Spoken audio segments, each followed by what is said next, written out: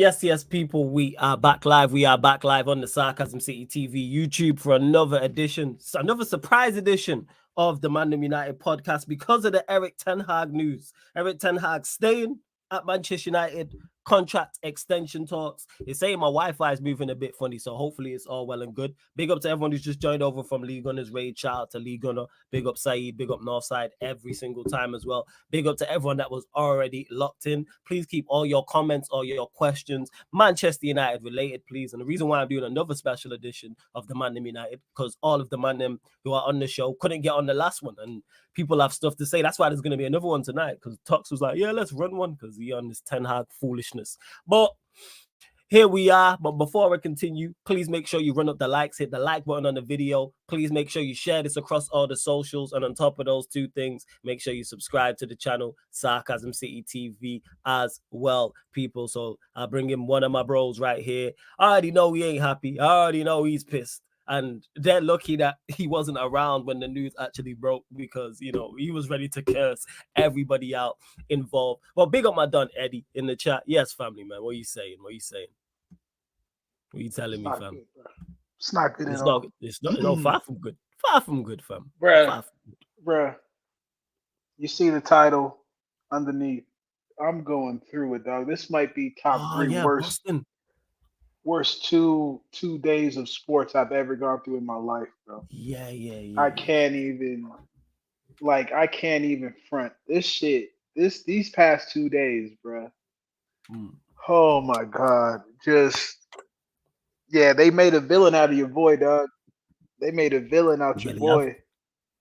Both of them. It's crazy. No, I'll let you do what you got to do first, then we'll get into it. Hey, fam. Hey, big up to everyone already in the chat. Let me actually just get to the comments as well. Jojo says, big up Flawless. We'll get to the Elise news as well, but big up to Daniel, obviously Danish Maldini, Warrior J, the Goat Mod, Luke MCFC, Adele, who's a member, big up Certified as well. Let's get the likes up to 100, because there's over 160 people in here. Oscar, Neo as well. Let's see what's going on. But yeah, people, Eddie will give his thoughts in a second. I've already gave my thoughts on the last ManDem United podcast, give my thoughts on League on the show, and I'm sure I'll be asked about this across all platforms, including this one. And I stated from the very beginning, if INEOS keep Ten Hag, I know where I stand. I can emotionally detach from the season, and I know you're not fit for purpose, and that's where I stand. I'm still livid about it like the news just broke. Legit. You know what the craziest part is? I was willing to accept a tier C manager, a manager who wasn't top of my list. I was willing to accept. Like, anyone who's watched me for any length of time knows my thoughts on De Zerbi. Would De Zerbi have been my first choice? No. Well, if we would have got De Zerbi, or we would have got a Thomas Frank, you know what I would have said? Okay, cool. This is something that, even though it's not my first choice, I can deal with. It's like, it's something I can support. Let's see how this goes. Because normally I would want Manchester United to go get a manager I believe can win a Premier League and Champions League. Neither of those two managers fill me with confidence with that. But they can do everything else. I believe they could play a system. You know what I'm saying? Have a successful system. Get the best out of the players that are here. Also get good improvements, etc. Play better football. Make us a competitive team. Win League Cups, FA Cups, Europa Leagues, etc. The second and third tier trophies, I can believe that. However, and Sanjay's saying it, and I've seen it in the comments after shows, and people are mentioning it. Oh, Flawless, you had doubts about INEOS. Why didn't it? And it was because of this. I didn't want INEOS in the first place. But I still gave them credit where credit was due for what they did walking through the door. Bringing in Omar Barada, bringing in Jason Wilcox, approaching Dan Ashworth, getting a new physio, getting the chief communications officer. All of these things made sense. Getting rid of who they got rid of. How Jim Ratcliffe was talking in interviews. All for it. But talk is one thing, but now you have to... Talking the talk is one thing, but you have to walk the walk. And look at what they've done. There's only two decisions I would have been dead against. One was keeping Ten Hag, and two was getting Southgate as the manager. They were the only two things. They could have done anything else, and I would have been, you know what? I'm on board. Anything else, I literally saying this, I would have took a tier C manager. I would have took a tier 4, tier 5 manager if there was actually some idea and thought process behind it. And that's another thing about this. Everyone we've been linked to has been within the Premier League or worked in the Premier League, which to me is very short-sighted and very tunnel vision. There was no thinking outside of the box. When you look at all the managers we were genuinely linked with. So obviously Ten Hag staying. We got linked to De Zerbi. We got linked to Thomas Frank. We interviewed Tuchel. All are here or have worked here before. There was no talks of anyone from Ligue 1 or the Portuguese League or Eredivisie or La Liga or Serie A with all the managers that are out there. You could have easily just went to go Germany and pick up a manager who's been competent. I would have been like, I don't know a lot about him. He may not have won anything, or he may be picked out a Pokal Cup, but he's been there for. Pick a manager who's been in a top European league for 3 to 4 years. And I would have been, you know what? All right, cool. Legit, you had a 1% chance of messing this up, and you still messed it up. You had a test. And it was multiple choice. No. Even worse than that. You had one question to answer, and they had 100 guesses. No, sorry, not 100 guesses. It's multiple choice. I was trying to figure this out before I came online. You had a question, people, on the test. Bear with me. We gonna get there. We gonna get there, people. He's why I'm laughing, because Eddie's shaking his head because he knows where I'm going with this. And there was 100 answers on this multiple test, and 2 was wrong. And you picked one of the wrong answers. You had 98 chances to get it right. I would have legit accepted any manager not called Ten Hag and not Southgate. Bear in mind, there was no solid links to Southgate. So the only decision you had to do was get rid of this manager and hire someone else. All this talk from Ratcliffe about wanting to play a certain way and we're finished, people. But I know where we stand. I know where we stand. A big up to Sanj, who says, flawless, it's your boy Sanj. A lot of people who were singing INEOS's praises for the process now suddenly outraged. At least you've been consistent about your INEOS skepticism and in the end been validated. Because I'm skeptical, because Sanj, you know what it is? I didn't want them in the first place. And general consensus, we didn't want them in the first place. It was Sheikh Jassim, and it was more so 100% sale. And now look at what it is. So we got them in, it's like, all right, I'm skeptical. Okay, you've made some good decisions. But we know where we stand, and you keep Ten Hag. You reviewed, and that's the worst part is it wasn't a rash decision to keep Ten Hag. This was they had a number of weeks. They've been here, they did this season review, and it seems the FA Cup is what put it in his favor. The FA Cup. So yeah, the reason why Seedorf, I don't feel let down by INEOS because I didn't trust them to begin with. Am I disappointed? Am I livid? Yes. But I had no previous evidence to see what they were like. Tells me all I need to, but now I know all I need to know with them keeping Ten Hag. Because this is the crazy part. Even if Ten Hag goes on a bad run, they ain't gonna sack him. Because I don't think the run will be as bad as it's been this season. And even if it is, let's say we finish 7th next season and win the Carabao Cup, or we just finish 7th minus goal difference, the football's bad, etc. Are they gonna get rid of him? No, that's their guy. And I'm not hearing about, who else is out there. There's managers out there, people. There's managers out there. There was top tier managers. There was B tier. There was C tier. There was 4th tier. There was E, etc., etc. Go and pick one. Could have picked anybody. And you picked the wrong answer. But any questions you lot, I feel free to get in. That's just my thoughts overall on it. We are going nowhere fast. I'm signing out for the season already. INEOS out. Everybody out. Because, our club's a mess. Pretty much. I don't expect anything from this season. I don't. Just to clarify, you lot will still get all the content you will get. So all the ManDem United podcasts, all the crossovers, all the watch-alongs, but don't expect me to be invested. Like that, the last little bit of belief I had in Manchester United doing something went with this and with appointment. Because Saeed tweeted this the day it happened and said, he's not INEOS out. I'm paraphrasing, but he said he's not INEOS out. But this is a huge mistake on their part. To me, this is much more than a huge mistake. This is not a minor mistake. This is not a medium-sized mistake. This ain't a large mistake. This is a monumental fuck up. This isn't you would left your house and left the lights on.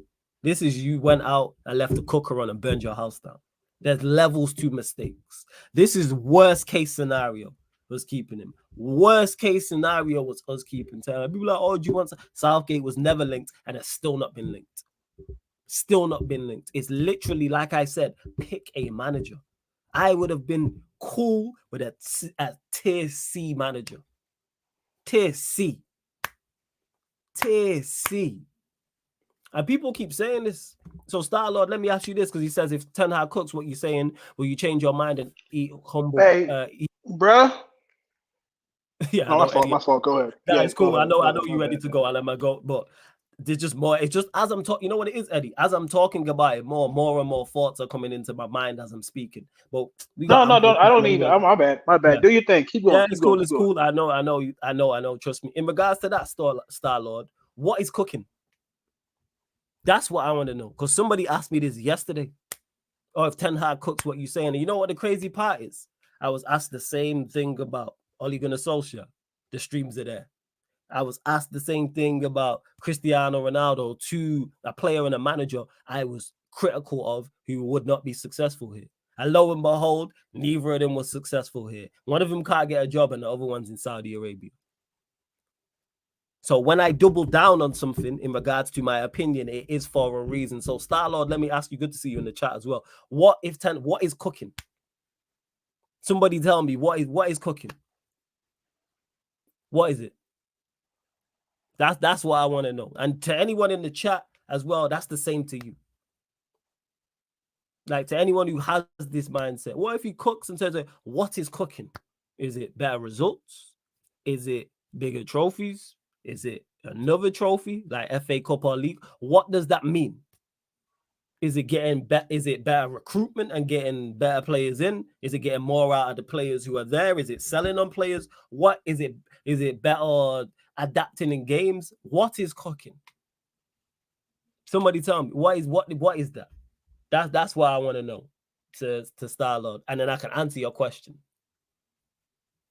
Because he has to have a whole manager transplant. A whole manager personality change for me to back like what's going on. Because Junaid, better style of play, results maybe. It's much more than that. Let me just clarify with Ten Hag. I'm critical of him for everything. It's not one thing. It's not two things. It's everything I've seen. Everything. We don't do anything well on the pitch. We don't defend well. We're not tough to beat overall. We don't attack well. We don't create. We don't counter-attack well. What do we do well as individual units? From a defensive unit, when we're not good. From a midfield unit, defensively, we're not good. From a midfield attacking standpoint, we're not good. We're not good in the final third at creating. We don't score a lot of goals. Out of the 96 teams in Europe, we were 95th place for shots conceded. And we went out of Europe in December. We had 6 games. Hear that stat again, people. Out of the 96 teams in Europe, so that's Champions League, Premier League, Conference League, we placed 95th. We were second to last on shots faced and went out in 6 games. 6 games. So bear in mind, if you get to the final, how many games are you playing? You're playing 6 games, round of 16, 8, quarterfinal 10, semi-final 12, 13. You're playing 13 games. Or you're playing 8 games. You're playing 10 games.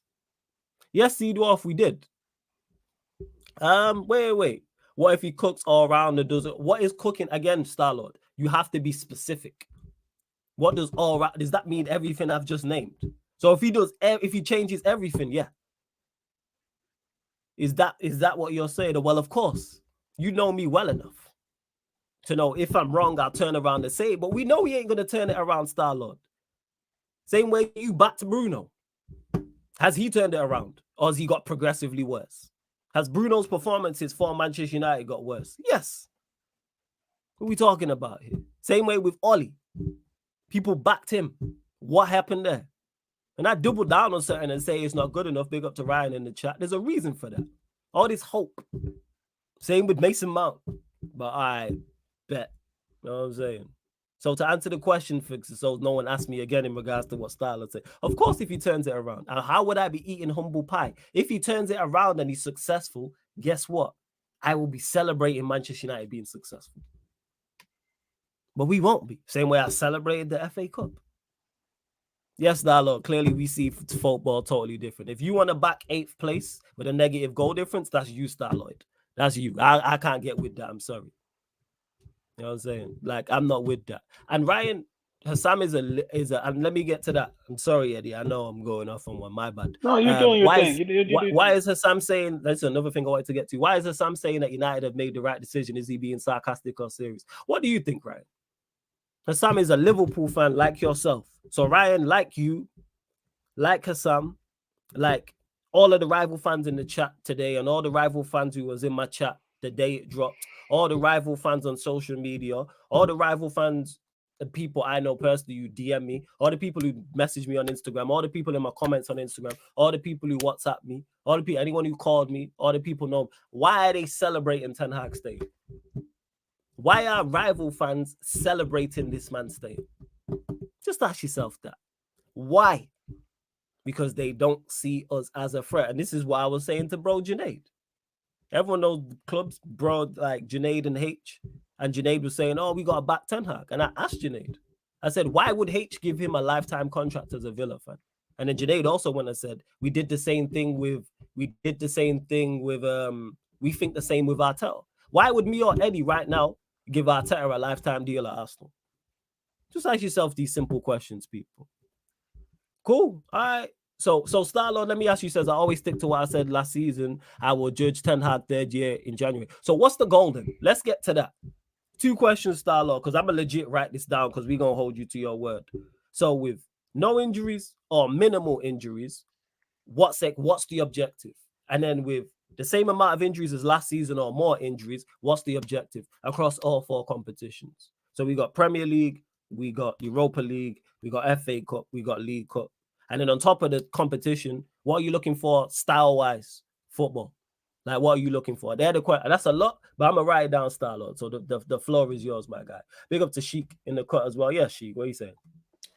Big up, man. Big up. What y'all saying? Big up to Bless, everyone, I've just been chatting for about 20 minutes, fam, and Eddie's not even said what he's going to say because I just, clearly, I'm going through this, and this is my therapy setting. I've said for the longest time, Sarcasm City TV, it's therapy for all fans, including myself. And I'm going through this right now because I'm just legit at fully acceptance. I'm at the 5th stage of grief. Add me to the line. Add me to the line as well because I think I've entered the perfect time. I've been reading some of the comments and yeah, I'm ready to cook. So whenever you guys are done, we gonna get to that. Cue me in, man. We gonna get to that. Why is Jez here as a Spurs fan saying Sir Jim? Well, big up to Jez. Like, fans don't realize that. Fans do not realize why that is the case. Okay, so he needs to be top 4. Wait. He needs to be top 4. So wait. I'm gonna write this down, Starlord. Give me 1 second. Because we gonna hold you to this, my guy. Top 4 in all cups other than League Cup. I'm not fussed with style of play. So style of play don't matter to you. All right. As long as we're winning. Performance foul. Okay. So winning. All right. 1 second. I'm a legit write this down so I've got this. Third year in and we don't have a style of play and it's not a problem. Crazy. Yeah, which is cool. I'm not even going at him. Cool. Yeah, that's fine. Like, I'm just like, okay, all right. So let's get to this. So what did he say? He needs to be in the top 4. Wait, 1 second. I'll let you go after this, Eddie. Give me 1 second. This is the last point I'm gonna make on this. Hold up. And run up the likes as well. We're only at 48 likes, you lot. Let's get up to triple digits as well. So he said top 4. And what do you mean and in all cups? What does in all cups mean? We need specific, Starlord. This ain't the time for blase statement. So we've got top 4 in the league. What does he need to do in the Europa League? That's what I want to know.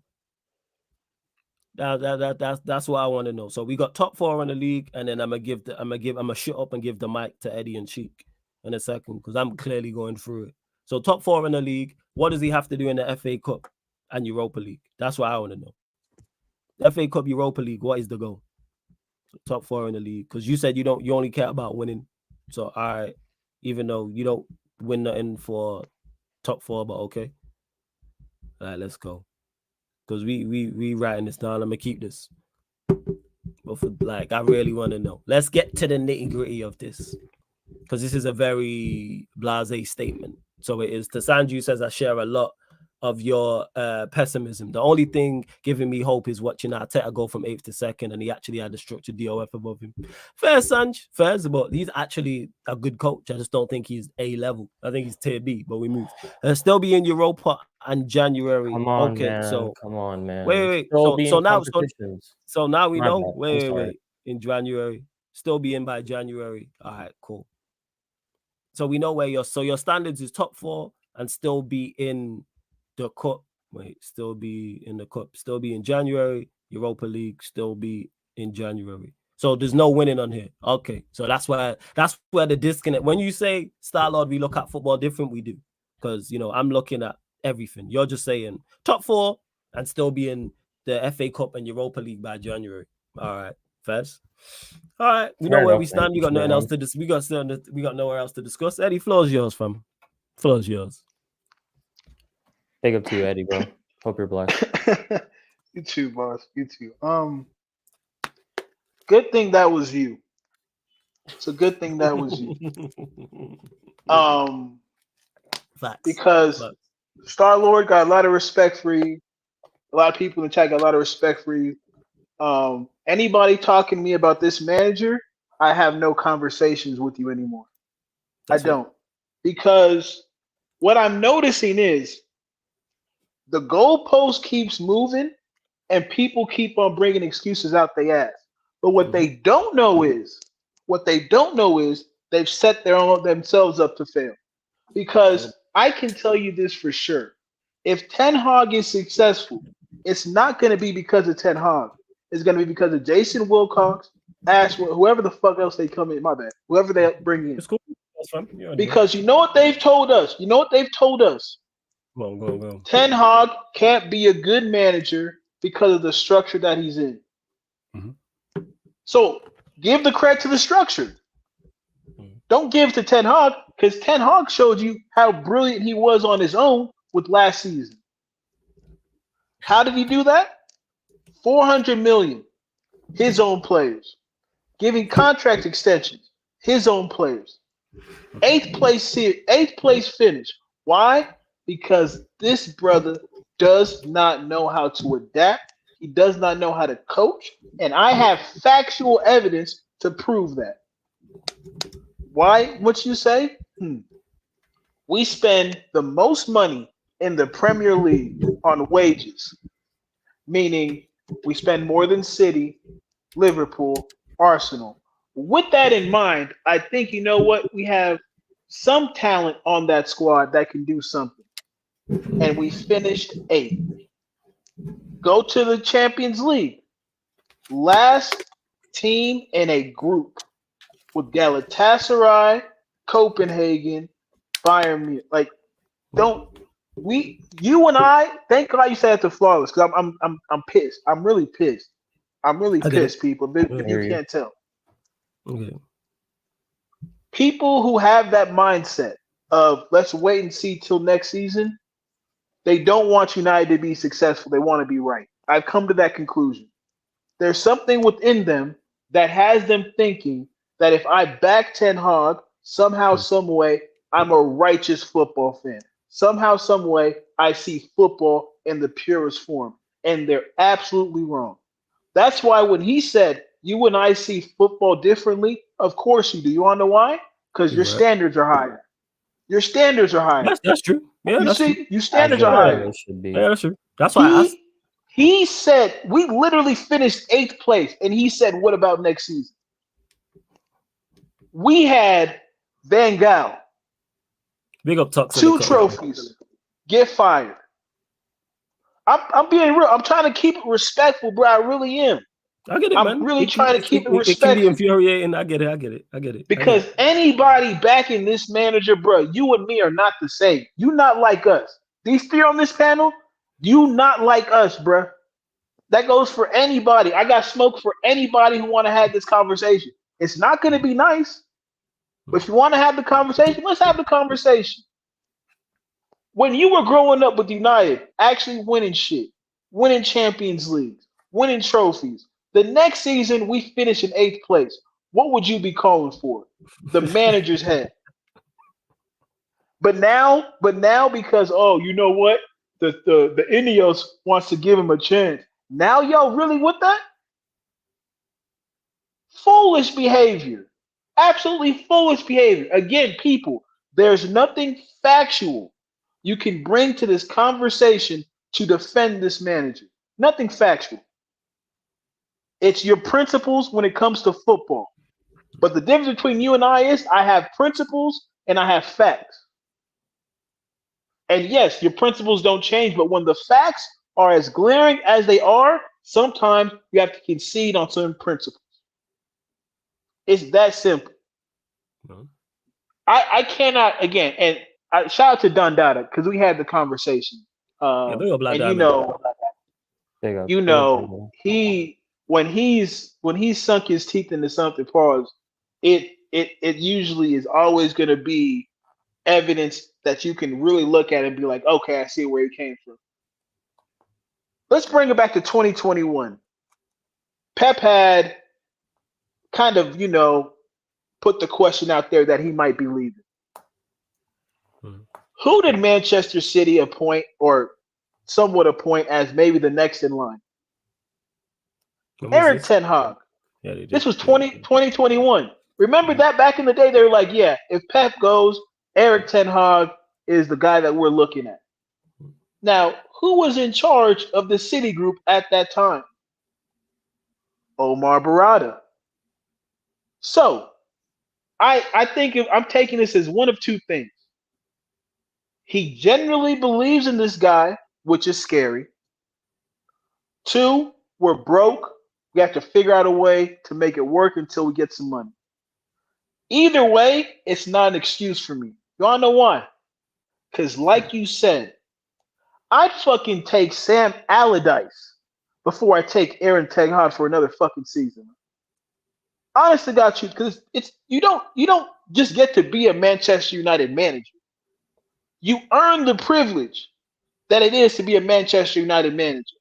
Fergie spent all that time at Manchester United. You want to know why? Not because we liked him or because we thought what he could do in the future. It's what he's done now. It's what he's done now. What he did in the present was win a Premier League. The next season, win a Premier League. The next season, win a Premier League. That earned him the right to be Manchester United's manager for as long as he has been. Mm-hmm. But now what you guys want to tell me is, oh, you know what? We can't be that type of club anymore. We can't hold managers accountable. We have to give them grace. We have to wait for a structure to come in. The fuck do I need a structure for if my manager get the job done with what I give him? And we didn't give him scraps. We gave him everything he wanted. Name another manager who spent $400 million to make the team in his own image and then have fans turn around and say he can't get the players he wants. Any way you slice it, you people are making bullshit excuses, and I'm not here for it. So, you know what y'all turned me into? Y'all remember what's the boy's name on Twitter that was going crazy? Mike. I think that's what his Twitter name is. Is it Mike Luhg? Yeah. It's Eddie Luhg now. That's what it is. I got smoke for all y'all. And I'll keep it respectful with y'all if I rock with y'all. But if I don't, and y'all come in this chat talking that nonsense, you're catching smoke. Because I'm done. Yeah, I hear you. And Starlord, still be in the chat just quickly because I wrote down what he said. And he was like, yo, the FA Cup starts in January. So we can't still be in the competition. We still be in the competition in January because it starts in January. So can we hit something else in the FA Cup? Yeah. Because he said, as he was talking, as I was right now, because I looked at it, because he said still in the FA Cup in January. The FA Cup, the third round starts in January because it's around my birthday. Or is it just after? It's like near the top of the year. You lot will know this.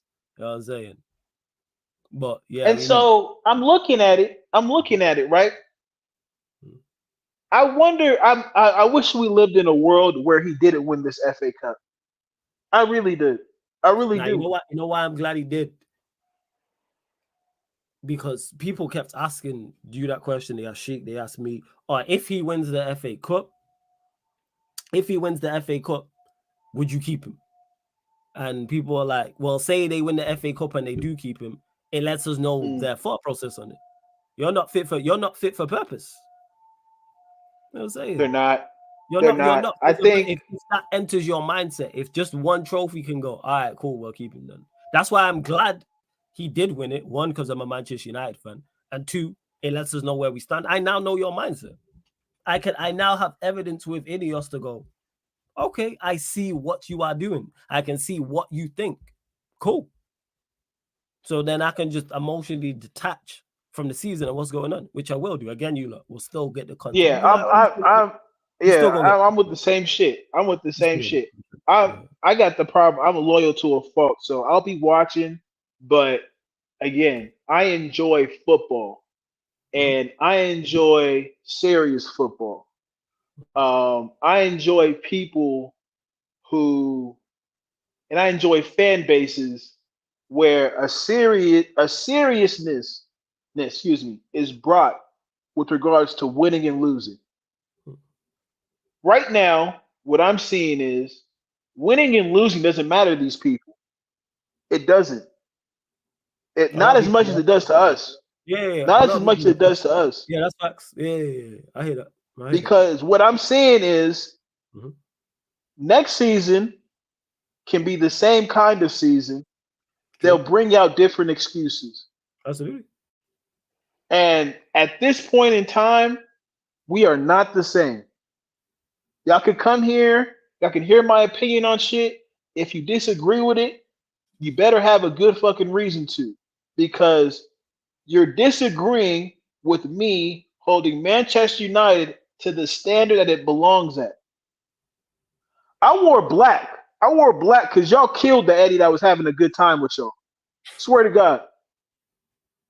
And I might just wear the Kenya joint because I don't feel like wearing the United joint yet. Because I don't want to be associated. Thank you, boss. I don't want to be associated with certain segments of this fan base who think this shit is okay and find excuses for why this shit is okay. We're not the same, bro. We're not the same. I love winning too much to be like y'all. I competed some of the highest shit in basketball. That shit carried over everywhere I could bring it. My fandom being another one. I could talk shit on the Lakers for 2 hours if y'all gave me the opportunity. But it's not a Lakers podcast. It's a Manchester United podcast. So again, with INEOS, this is where I'm at. I have no emotions with y'all because I understand there's nothing much I can do. Y'all just got here. If I get mad, fuck that's going to do. Y'all not protesting. Y'all not really protesting like that. So that's not going to work. Right? Y'all don't want to do what it takes. Y'all, it sounds good. But then when it comes to that, let that rubber meet the road, y'all ain't with that shit. Period. Period, man. So have fun. I'm going to be meticulous. I swear to God, I'm going to be on these motherfuckers like white on rice. I'm telling you, I'm watching everything y'all do. Everything they do.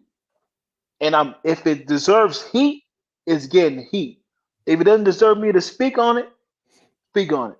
To end on this point, imagine, Flawless, the times where winning an FA Cup was a run of the mill, was just normal. Yeah. Or being in contention for the FA Cup was just normal. Carabao Cup, normal. Now, winning an FA Cup is enough to save a manager's job. When if you think about it, managers before him have won that fucking trophy. We are Manchester United, and FA Cup ain't shit but bragging rights to us. We played this game for the Premiership and for the Champions League. And this fuckboy, who's our manager, who's some of y'all's Lord and Savior, is the one who's withholding us from doing any of that. So have fun. Honestly, have fun. Have your little gotcha moments because he's staying. I don't give a fuck no more. I have nothing to prove to y'all. I'm staying in my bubble. I'm staying in my cul-de-sac, my gated community. Some of y'all can't get in. I'm giving some of y'all the code, and we having a good time. But yeah, fuck all that. Again, sorry, Star-Lord, if it comes across as mean as fuck all that. What happens next year? Ain't shit happening next year. We're losing all of our best players, and the scrubs that you guys save on a weekly basis will be there. Have fun. Don't involve me with your foolishness, bro. For real. Yes, look and talk of foolishness. This guy, big up Surf. He said, "Did someone say why on Rice? This guy, idiot." Everyone is keeping it clean, Sanj. Of course, people just have strong opinions. Oh no. He says people need to relax. Yeah, go. Let me address this. I don't need to relax for shit. You can just not like me. I'm sorry. We have to. We're not telling you. I don't need to relax for shit. You just not like me. He might be talking about people in the chat. I don't know if he's talking necessarily about us, but the reason why I want to address this as well, because I'm gonna ask everybody this who's back in the process, because I did it to Starlord. Starlord, I hope you're still in the chat, because like I said, the FA Cup starts in January. So are you saying we just have to win the third round? And to Sanji says people need to relax. We don't have to agree on everything. I'm happy to give Ten Hag a chance. Flawless and you guys aren't. Football isn't black and white. Let's all chill and chat. For you. Here the thing is it's not. But in some instances it is. But scratch all that. Sanj, I'm guessing you're a United fan because you said you want to give Ten Hag a chance. So my question is to you. Same question I asked Starlord, same question I'm going to ask a lot of people.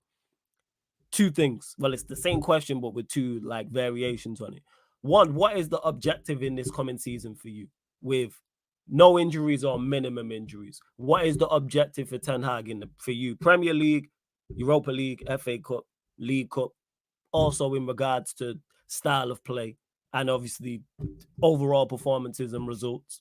And then secondly, that same question, but instead of minimal injuries, same amount of injuries as this season or even more.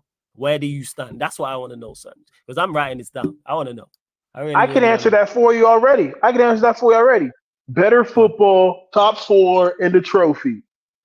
It's the same shit as last season. Yeah, Starlord didn't even say that. He just said top 4 because he said he don't care about he don't care about performances. He just wants results. But he said top 4 and then be in the Europa League and FA Cup by January. You don't care about the Carabao Cup. And I know Ryan's asking and others asked it about the financial situation. Are we really falling for this again that Manchester United have no money? The same shit got said last season. We had the same conversation last season where it's like United only have 50 million to spend. And then we ended up spending, I think it was 175, 200. The season before that, Manchester United have no money to spend. Manchester United print money. And if they want to spend money, they will. Can you explain the finances United? Because the manager rejecting you due to a salary is crazy. Marseille is offering a better deal than you. I don't think a manager rejected. Who rejected us? Are you talking about De Zerbi? I don't think it was a salary thing. Let me just clarify. It's called damage control. It's called damage control. I don't think it's a salary thing. So that's what I would say. I don't think Manchester United. One thing Manchester United don't have issue with that people want to believe Manchester United have issue with is finances.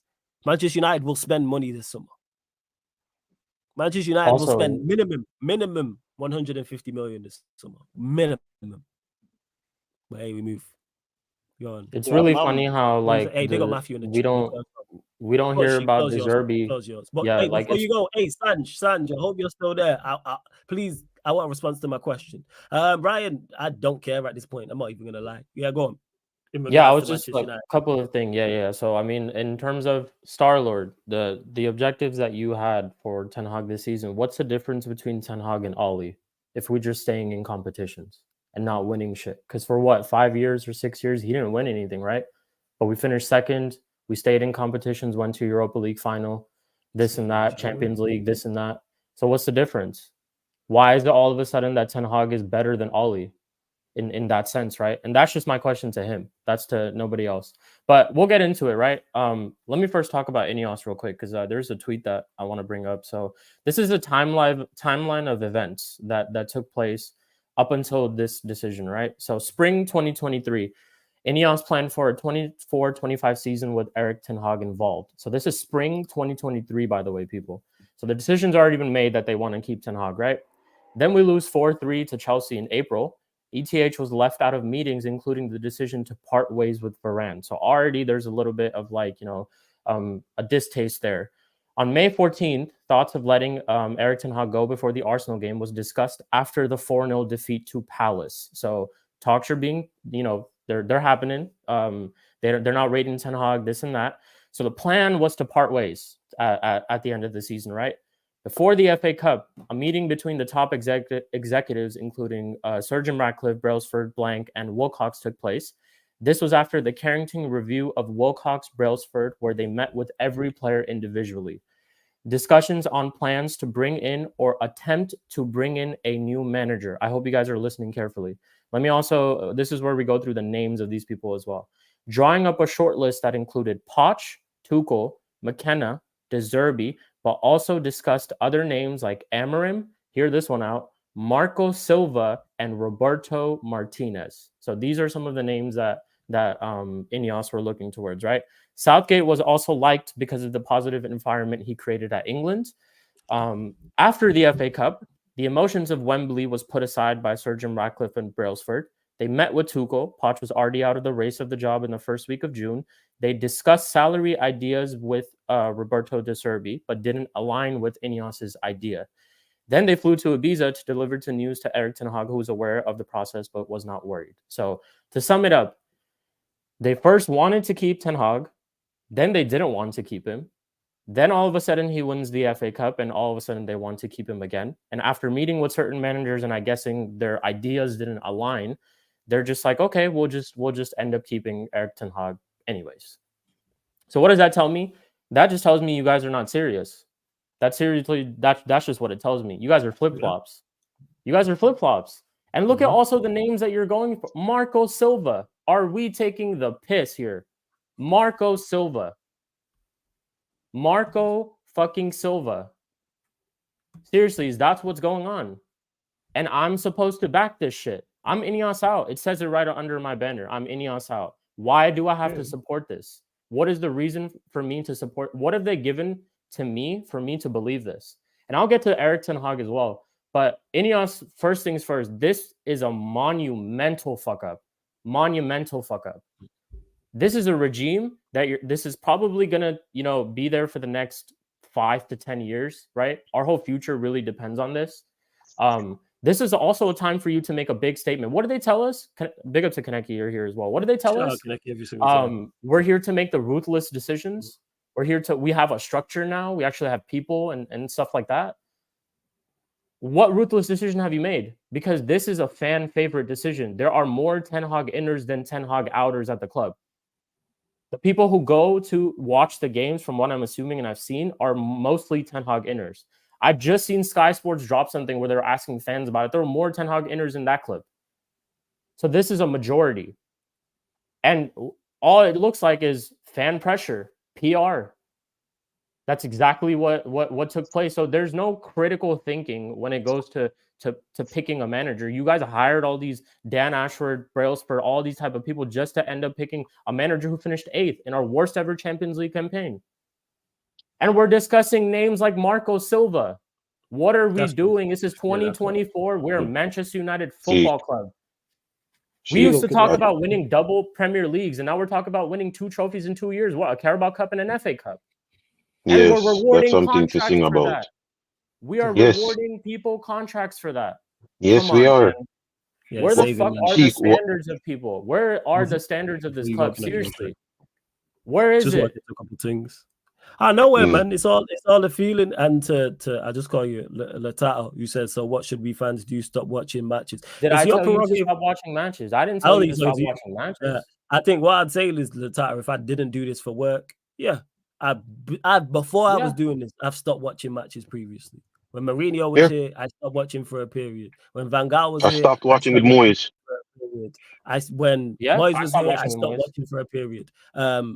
Literally every manager before I started content creating, I stopped watching at periods. Like, I'd still catch highlights, catch results, but I wasn't making my weekend around, there's a United game on. Let me go and let me watch, make sure I'm free early on a Saturday or 3 p.m. or 5:30 or on the Sunday, whatever the case may be. Let me just get to this as well. Can I let you go in just 1 second? I just want to clarify. He said, I want top 4 minimum 3 trophies in 3 years, ideally Europe, but cool with another FA Cup. Are we really capable?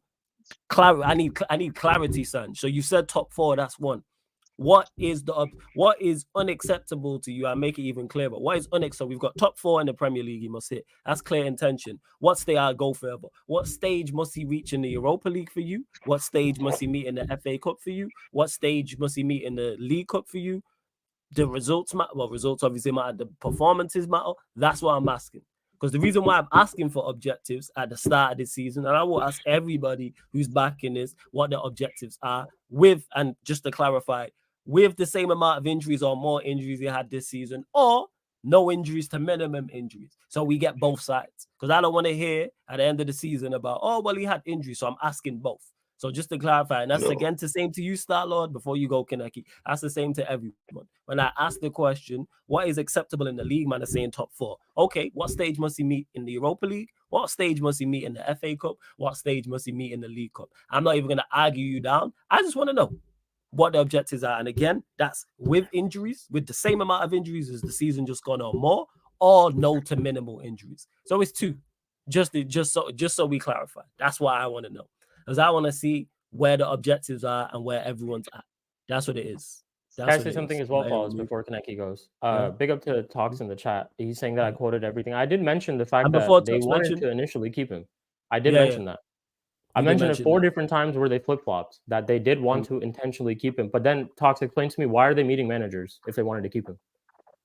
That is also true. Secondly, as well, that's my question.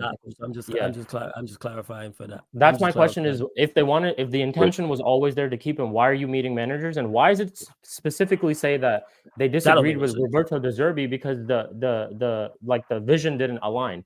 No surprise that we hear nothing about De Zerbi. No surprise that we hear nothing about De Zerbi when this whole review meeting is taking place, and now all of a sudden that ERIK Ten Hag is considered to be the next manager of United. Roberto De Zerbi has a job. What does that tell me? He was waiting for us. He wanted this job. He was waiting for this job. And can you put up back the Sanj comment? Hey, wait. Let me get to this before you go. I'm gonna write this down. So yeah, I'll let you go. Just give me what I say. He's a decent cup manager, so I expect him to get semi-finals of every single cup we're in. At least he's a decent cup manager. What the fuck? Eddie, I'll get to that. I'll get to that. Wait. I'm just good. Let me just write this down beforehand. I just want to clarify this. Because then, don't worry, people. I'm gonna keep this. Because then, when the season goes on, we will revisit this 100%. Don't change. And when I do the fan calling show, before it'll be the same as well. So yeah. Just a clap. So yeah, 1 second. Let me just get this down because I got Star Lords. So bear with me 1 second. I'm just getting this Sanj as well. So top 4, semi-final of every cup. Wait 1 second. Top 4, semi-final of every cup. Hold on. Semi-final of every cup, regardless of injuries or not. Interesting. Injuries or not. Cool. All right, go on, Kaneki. Bless for that. Can you put about the first comment? Put about the first comment from Sanj, please, about top 4. Because this one. Yeah, because let me get to it. Is it there? Oh, this one. Yeah. Okay. And when you do that, I want top 4 minimum, 3 trophies in 3 years. Ideally, but with the FA Cup, I'll be really capable of more than that next season with any manager. Well, I'm going to talk about this now because the ManDem thing what Sahi did yesterday, I literally had a brain aneurysm that entire show. So let me ask you guys this, because I was heard from the Ten Hag inners that they want in the 3rd season, we should be competing for Man United should be competing. There's no we no more. I've washed my hands of this shit. So when I heard in the 3rd season we should be challenging for the league, what season is Ten Hag going into right now? But you know what they'll say? The 3rd season. But they'll say the structure wasn't there. I don't give 2 shits. I don't give 2 shits. In the 3rd year, you're supposed to be challenging for a league. We're going into the 3rd. You guys are going into your 3rd year right now. So you want top 4 minimum. So that's Arsenal, Manchester City, Chelsea, Liverpool, Spurs, Aston Villa, Newcastle. Please name me any one of those teams that Man United are better than. When he finished 3rd, that was thanks to Rafael Varane and Casemiro. We made it this far to that FA Cup final because of Rafael Varane and Casemiro. Rafael Varane and Casemiro aren't going to be here anymore. Yeah, they're not going to be here anymore. They ain't here no more. So who the fuck are Man United going to finish above? Top 4 against fucking who? Against who? The Europa. Did this man not get slapped senseless against Sevilla? He went to the Europa League, got knocked out, and got group stage in the Champions League. What the fuck type of evidence do you have to say he can go to anywhere in the fucking Europa League? This motherfucker couldn't beat Galatasaray and Copenhagen. What the fuck are you going to do in the Europa League? What are you going to do? What? What? The FA Cup. The FA Cup that we should have never went as far against. Please understand, Amad Diallo is the reason why we made it that far. Casemiro is the reason we made it that far. Varane is the reason we made it that far. 3 players that this manager don't like. If Amad Diallo didn't have that individual brilliance, it wasn't no managerial fucking masterclass. This nigga got fuck you minutes in an FA Cup against Liverpool. Liverpool held middle fingers up to Ten Hag and said, fuck yourself. And won us that game against Liverpool. Now tell me, what then? We didn't make it to the FA Cup final because of Ten Hag's fucking brilliance. And you are saying, oh, we can go anywhere in Europe. Ten Hag already showed you he can't do fucking jack shit in Europe. He showed you that at Ajax, and he showed you it at Manchester United. We're a cup team. A cup team. Is that the fucking excuse? We're a cup team. Cup team. So basically, I'm just here saying that, hey, I said this to Nordin. We never won the FA Cup. We won the Excuse Cup. That's what Man United won. You never won the FA Cup. You won the Excuse Cup. Because that was the cup that filled with nothing but fucking excuses. That's the cup that kept Arsene Wenger in a job when he shouldn't be in a job. And it's the reason why Arteta is still at Arsenal.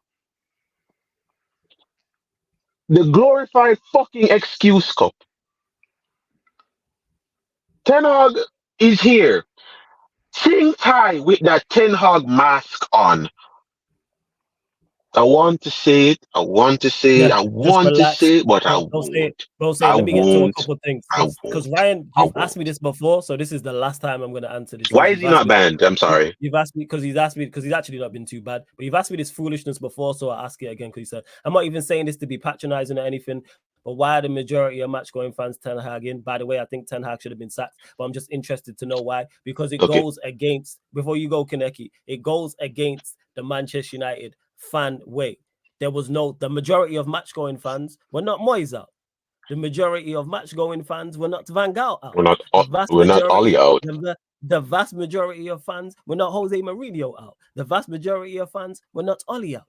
That's why you don't hear you'll sing, you'll get sacked in the morning. You won't hear you'll get sacked in the morning. You won't hear, there's no banners. There's nothing, because the Manchester United fan base, match-going fans, are very much just not like that. They are not that way inclined, and they wouldn't be with Ten Hag.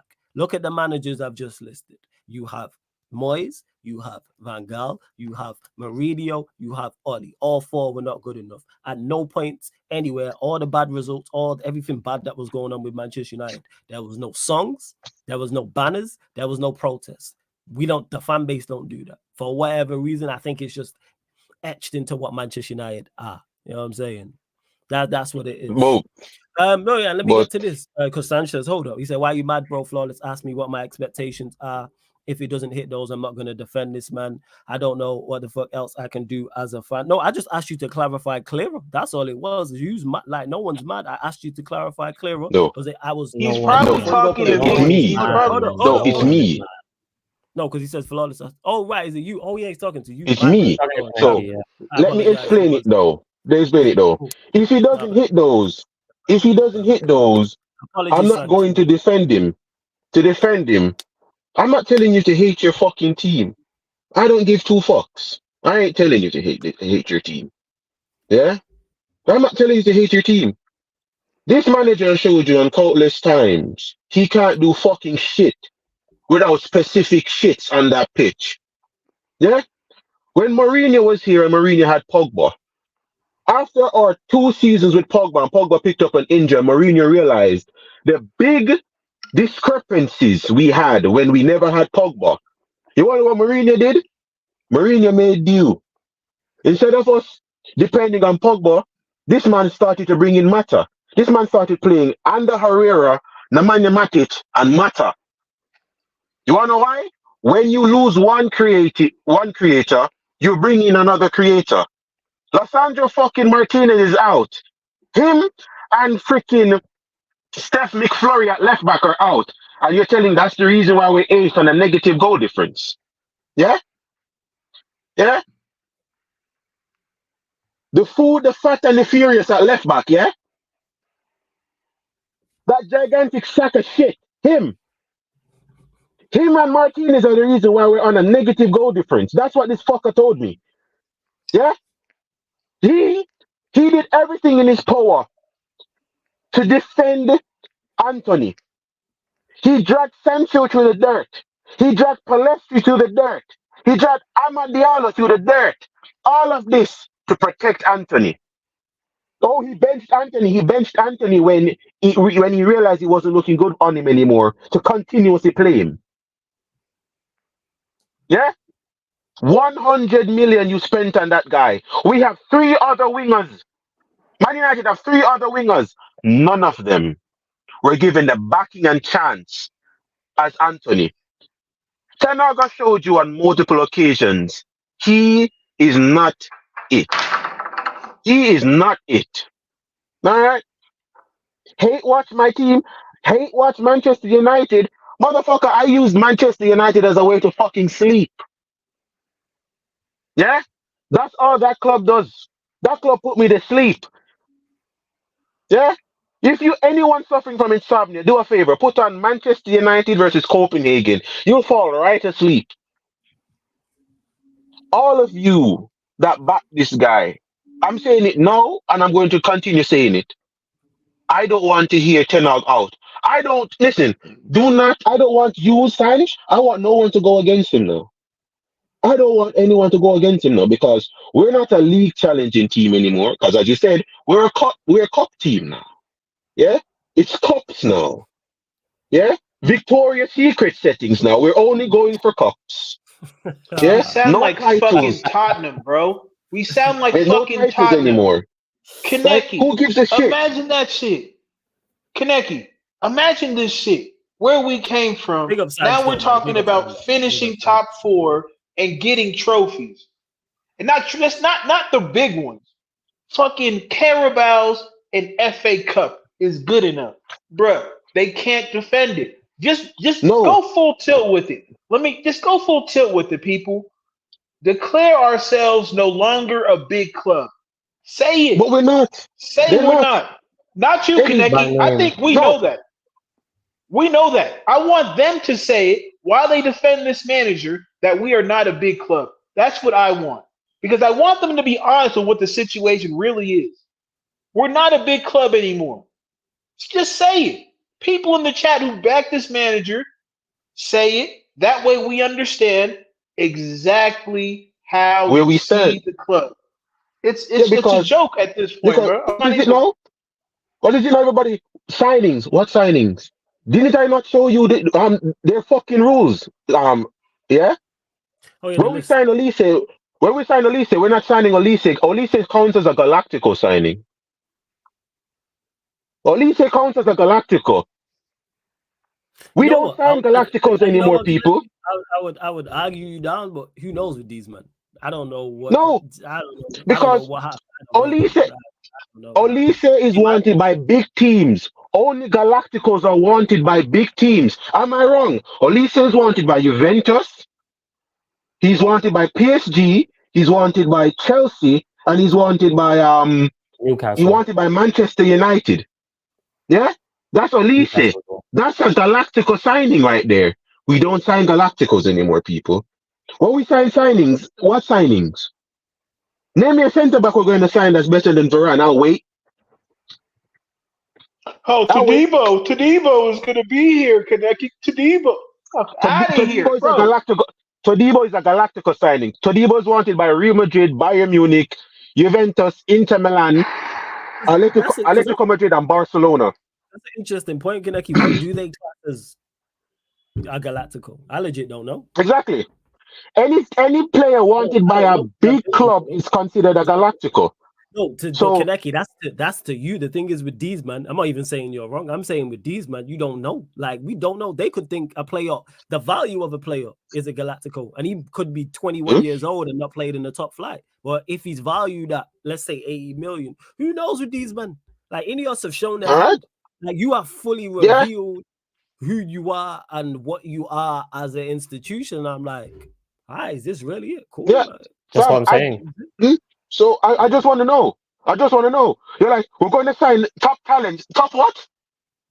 Top what? Tchouaméni is a top signing. Top signing. You can't afford fucking Tchouaméni. Camavinga is a top signing. You can't afford fucking Camavinga. This is a Galactico club that's coming and saying you're not signing fucking Galacticos. I said it already. When Ole Gunnar Solskjaer came out and say trophies are for egos, I stopped watching Manchester United. All I paid attention to was the fucking highlights. And that's if something actually happened. I stopped watching Manchester United when Ole said that. You're not signing Galacticos. You're not signing anyone above the age of fucking 25. Really? Where the fuck are Manchester United to be having these fucking demands? But you know what? Back in 1 sec. Carry on. All of you guys that are Ten Hag in, the ones that need to put a mask on Ten Hag on their misses, so for them to get a hard on, you know, seeing some dudes walk around with Ten Hag mask. Yeah, I know you put that mask on your significant other. That's the only way you can actually get action in. You have to put a Ten Hag face on your misses, fam. I understand it. Yeah, I understand it. So for all of you now, with the Ten Hag in us, I want all of you to back this guy now. I don't want to hear Ten Hag out from anyone. Yeah? When we're sitting on negative goal difference, I don't want to hear Ten Hag out. When we get knocked out of the Europa League, which will happen, yeah? I don't want to hear Ten Hag out. When you get kicked out the Carabao Cup, I don't want to hear Ten Hag out. When you get kicked out the FA Cup, because I'm telling you right now, you're going to get Manchester City in the FA Cup, I don't want to hear Ten Hag out. I want to hear no Ten Hag out from no fucking body. Yeah? Sitting on negative goal difference and outside the top 10. I don't want to hear Ten Hag out from any motherfucking soul. I want you to sit there and say with everything while twerking, Ten Hag is the man that I love. You man need to sit down and sing your passionate love for fucking Ten Hag. I don't want to hear shit from any single one of you. I don't want to hear nobody come here. I need to see y'all in your suits with your cane, calling yourself a pimp named fucking Ten Hag, fam. That's what I need y'all to fucking do. Shout out to Tony, because the reason why this is a banner is because of Tony. So shout out to Tony, because Tony was wilding on the United Arsenal show. So no, I realized. I was there. I was laughing. Yeah, he was in the chat. I was laughing. He was talking about shaking bums and twerking. So shaking bums and twerking. Yeah. But this is what these guys do. I never thought as a sporting content creator that I would have to make a banner saying there is no twerking or shaking bums over here. 2024 people. Welcome to 2024. Welcome to 2024. Welcome to 2024. Man, the road to hell is paved with good intentions. Yeah, the road to hell is paved with fucking good intentions right now. Yeah. I want to hear nothing from no one. For Saeed, I don't need to see no more rants from you, my guy. No more rants. Yeah? Let these niggas sit there and stew in the fucking shit that they brought. I don't need to see no more rants now. Yeah? When Man United OT gets slapped 5-0 from fucking Crystal Palace, I don't need to see no angry rants, Saeed. Just say, well, it's a process.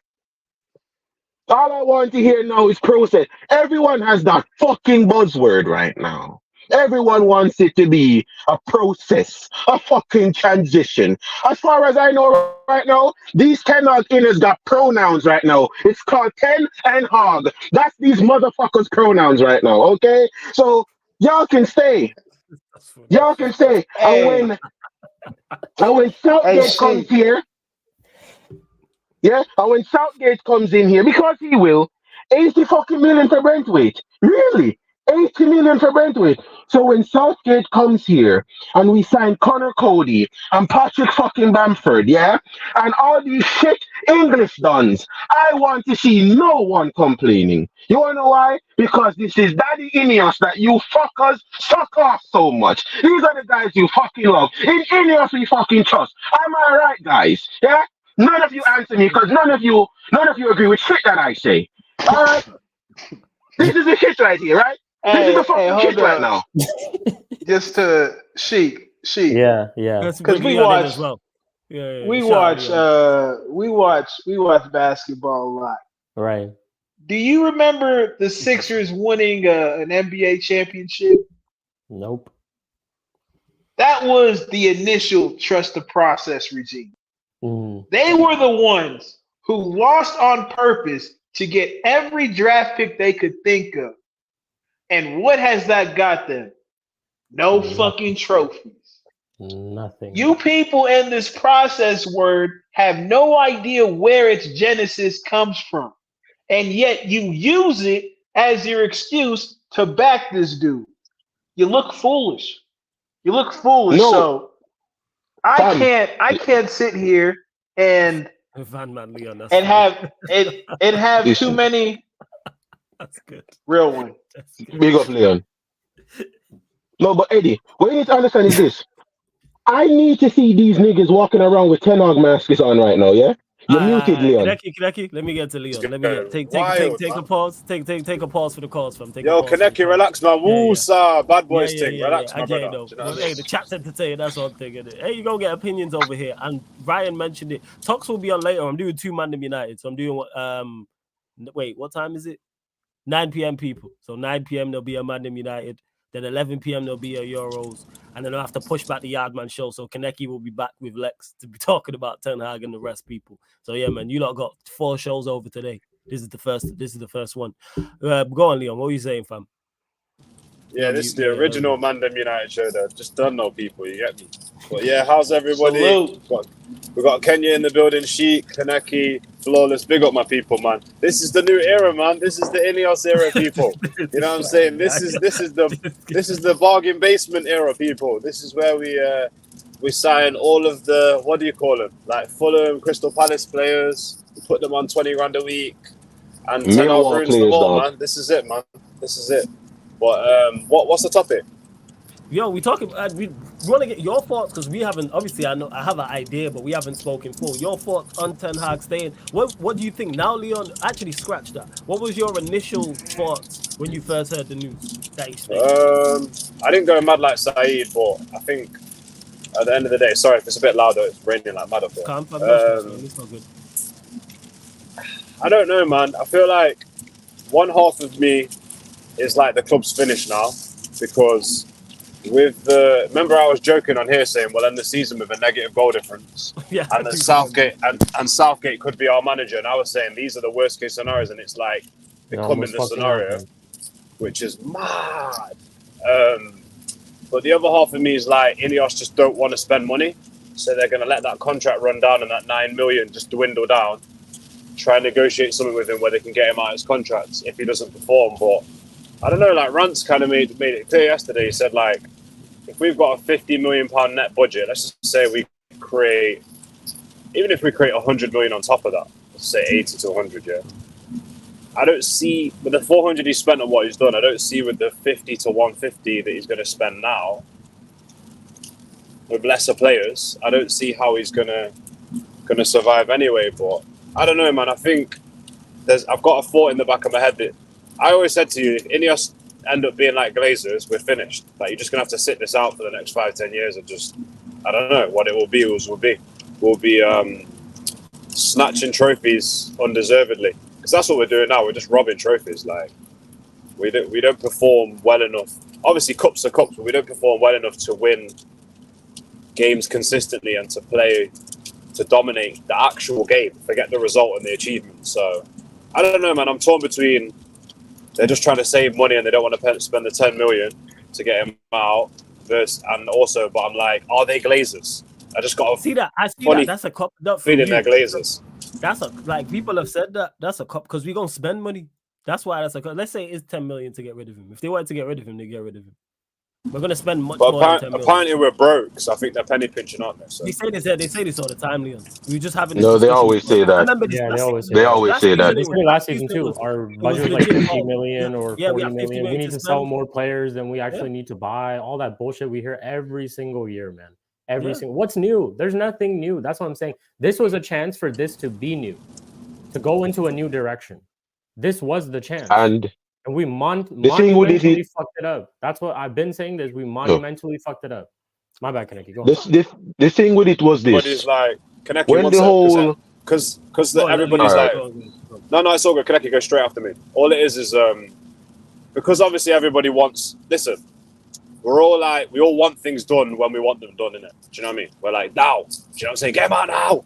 So like, but I feel like one scenario I did say as well is, are they gonna keep him in until they've got everything set up to how they want it to then make a decision for another manager? Because like, I know we want him gone now. I know everyone's like highly like, nah, he needs to go. But we just have to let it play out, man. I think we're gonna know the truth by about Christmas. I know it sounds horrible, people. Wait. What truth? Clarify on that. Elaborate on that, Leon. When you say you know the truth by Christmas in regards to what? All right. So obviously everybody wants everything done now. You want the manager out now. You want to see new players. You want to see like the new style of play. Blah blah blah. It's still like early days. I know people rage and they're like, they've been here from January and rare. I don't think the time they've been in is long enough. Part of me is that it's not long enough to fully judge what they've done, even though I'm heavily on INEOS watch. Me and you, Flawless, I am heavily on the watch right now. But we need to kind of just, in a way, I'm going to let, because I don't like to tell fans what they need to do. I'm going to let it play out a little bit longer. I don't trust them. It's like a gal that starts moving mad and you're like, why are you all of a sudden hiding your phone? I'm not going to, you know what I mean? You've not done anything yet, but red alert, red flag. So I feel like there is a chance that they're like, don't want to spend the money, let his contract run out a little bit longer, see what he can, see what he can do with the new structure, knowing in the back of their head they've got a plan B anyway. So I don't know, it's a bit of the unknown right now, but United fans are fuming because the sample size is huge, Flawless. What does that tell us though? Ultimately, Leon, what does that tell us? That they're not serious. Yeah. They're just Leon, not serious. That's the feeling I've got, by the way. That's really Leon, the situation with me is this. Why I am completely not like anyone else. If you give me rice with a side of shit, I'm saying you're feeding me shit. I'm not saying you're feeding me rice and shit. All right? You can do whatever you want. 5-course meal, chicken ribs with a side of shit. You're feeding me shit. It's still shit. I hear it. Facts. INEOS right now, I never wanted them. From day one, I never wanted them because my whole situation was this. Man United don't need Qatar money. We never need Qatar money. All I wanted was just everyone gone and a start over. Right now, there isn't even start over because everyone is not gone. Yeah? Everybody that's falling out with Ten Hag is gone, is leaving. Sancho is now gone, is leaving. Varane is out. Casemiro is out. And you have Benny McCarthy that's now out. So, are you telling me now that the new chief director of our training is going to be Phil Jones? Phil Jones is going to be the one looking after all our training because he's still at fucking Manchester United. Phil Jones is still here. Will he be the one that we're going to do it? You're saying that the players that he's made better. Name me the players that he's made better. Yeah, I've always heard that. He improves players. Name me the players. I'll wait. Name me the players. Well, the players that we're going to sign. Name me a player we're going to sign that's better than Casemiro. Name me a player we're going to sign that's better than Rafael Varane. Yeah? I've heard these. Calm down, calm down. I've heard these guys saying injuries. We never had a left back. So what was Regulon? What was Regulon, Leon? What was Regulon? Our midfield wasn't structured. Our best defensive So there was midfielder was stuck playing then. left He back. did better than. Yeah. Yeah? Our best midfielder was playing left back. We never had any centre backs. Who was it that came out and said we don't need any centre Facts. backs? Didn't that bald fraud come out and say we don't need centre backs? He's happy with Harry Maguire. Yeah? When Lindelof was okay to leave and go into Milan, who stopped that move? Who stopped $35 million for Lindelof? I didn't even know that. Yeah? Then you look again. Amrabat is our best defensive midfielder we have. The best tryhard we have in our midfield. And he's on the bench. He's on the bench. Eriksen, our best playmaking midfielder. Argue with your mother. Eriksen is our best playmaking midfielder. Facts. On the bench. On the bench. Our midfield don't have any creativity. Because of fucking who? Because of fucking who? Alright?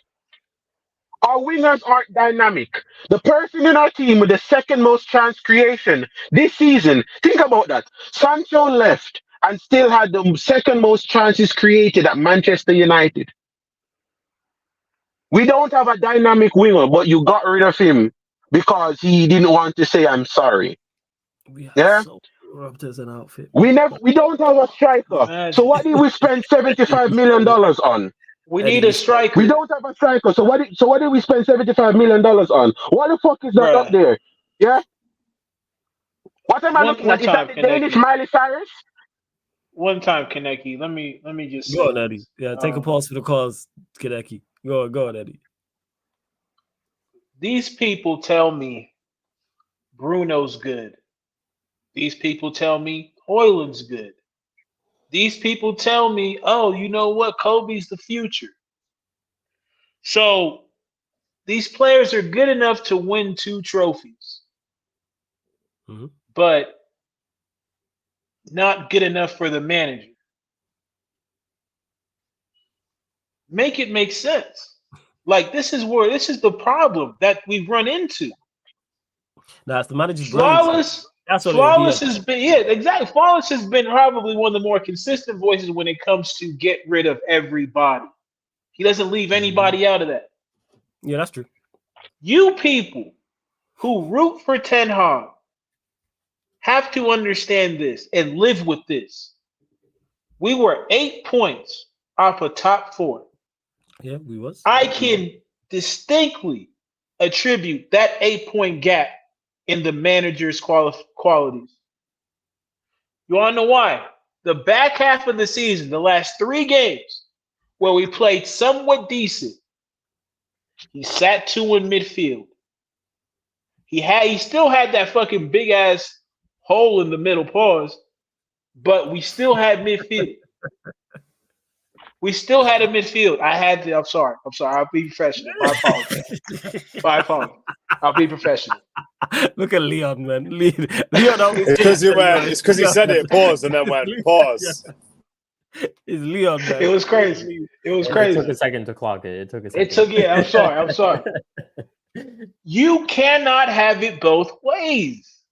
You cannot say these players are shit, but these players won you 2 trophies. And those 2 trophies that you talk about are the reason you're backing this manager.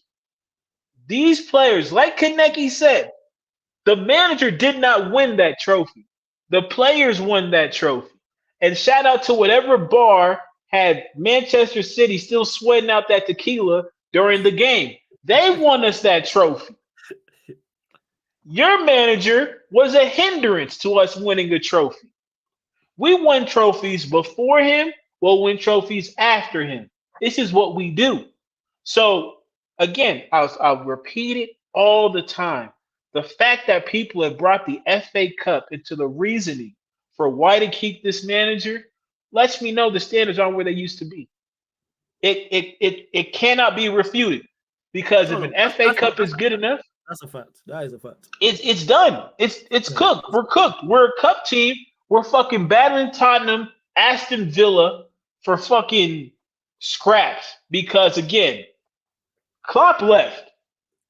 So if you were serious, right? If you were really about that life, about that winning life, you go get a manager who's better than Arteta. You pay him whatever the fuck he needs, and we worry about being in the red later. We worry about being in the red later. Yeah, there's nothing wrong with being a little bit in the red. Like we're not gonna nothing, especially if you try to go big. Yeah. I mean, it's a small example, but how many artists go in the red trying to make that hit?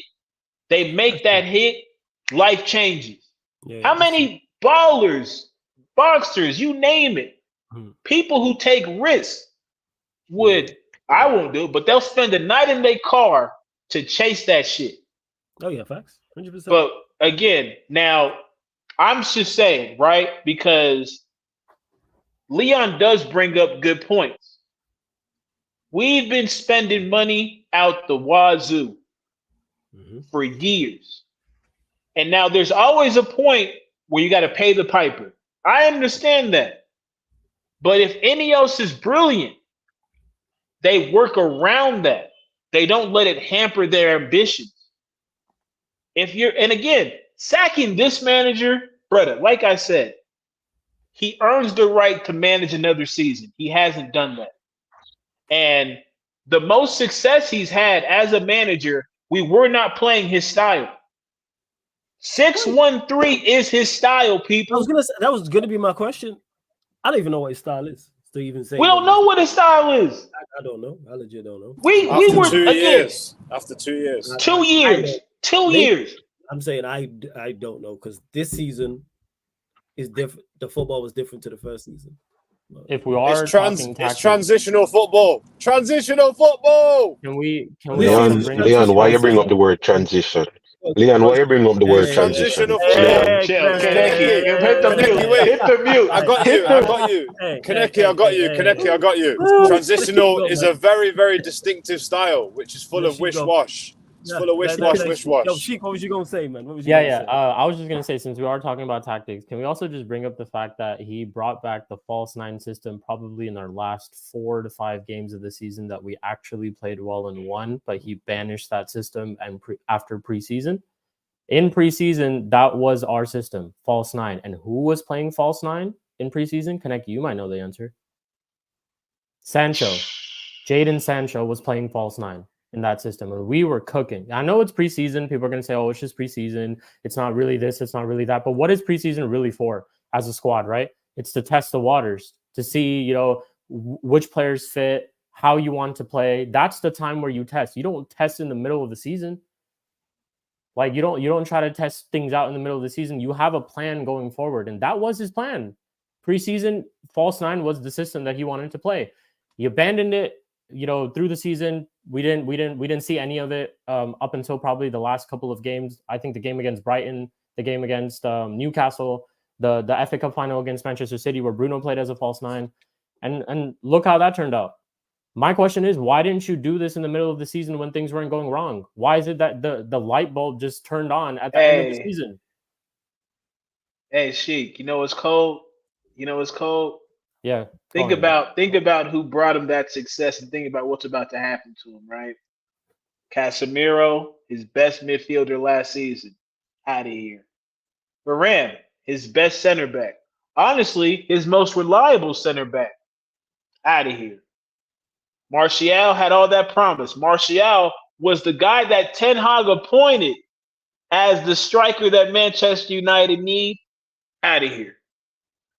Now, Ahmad saved his job.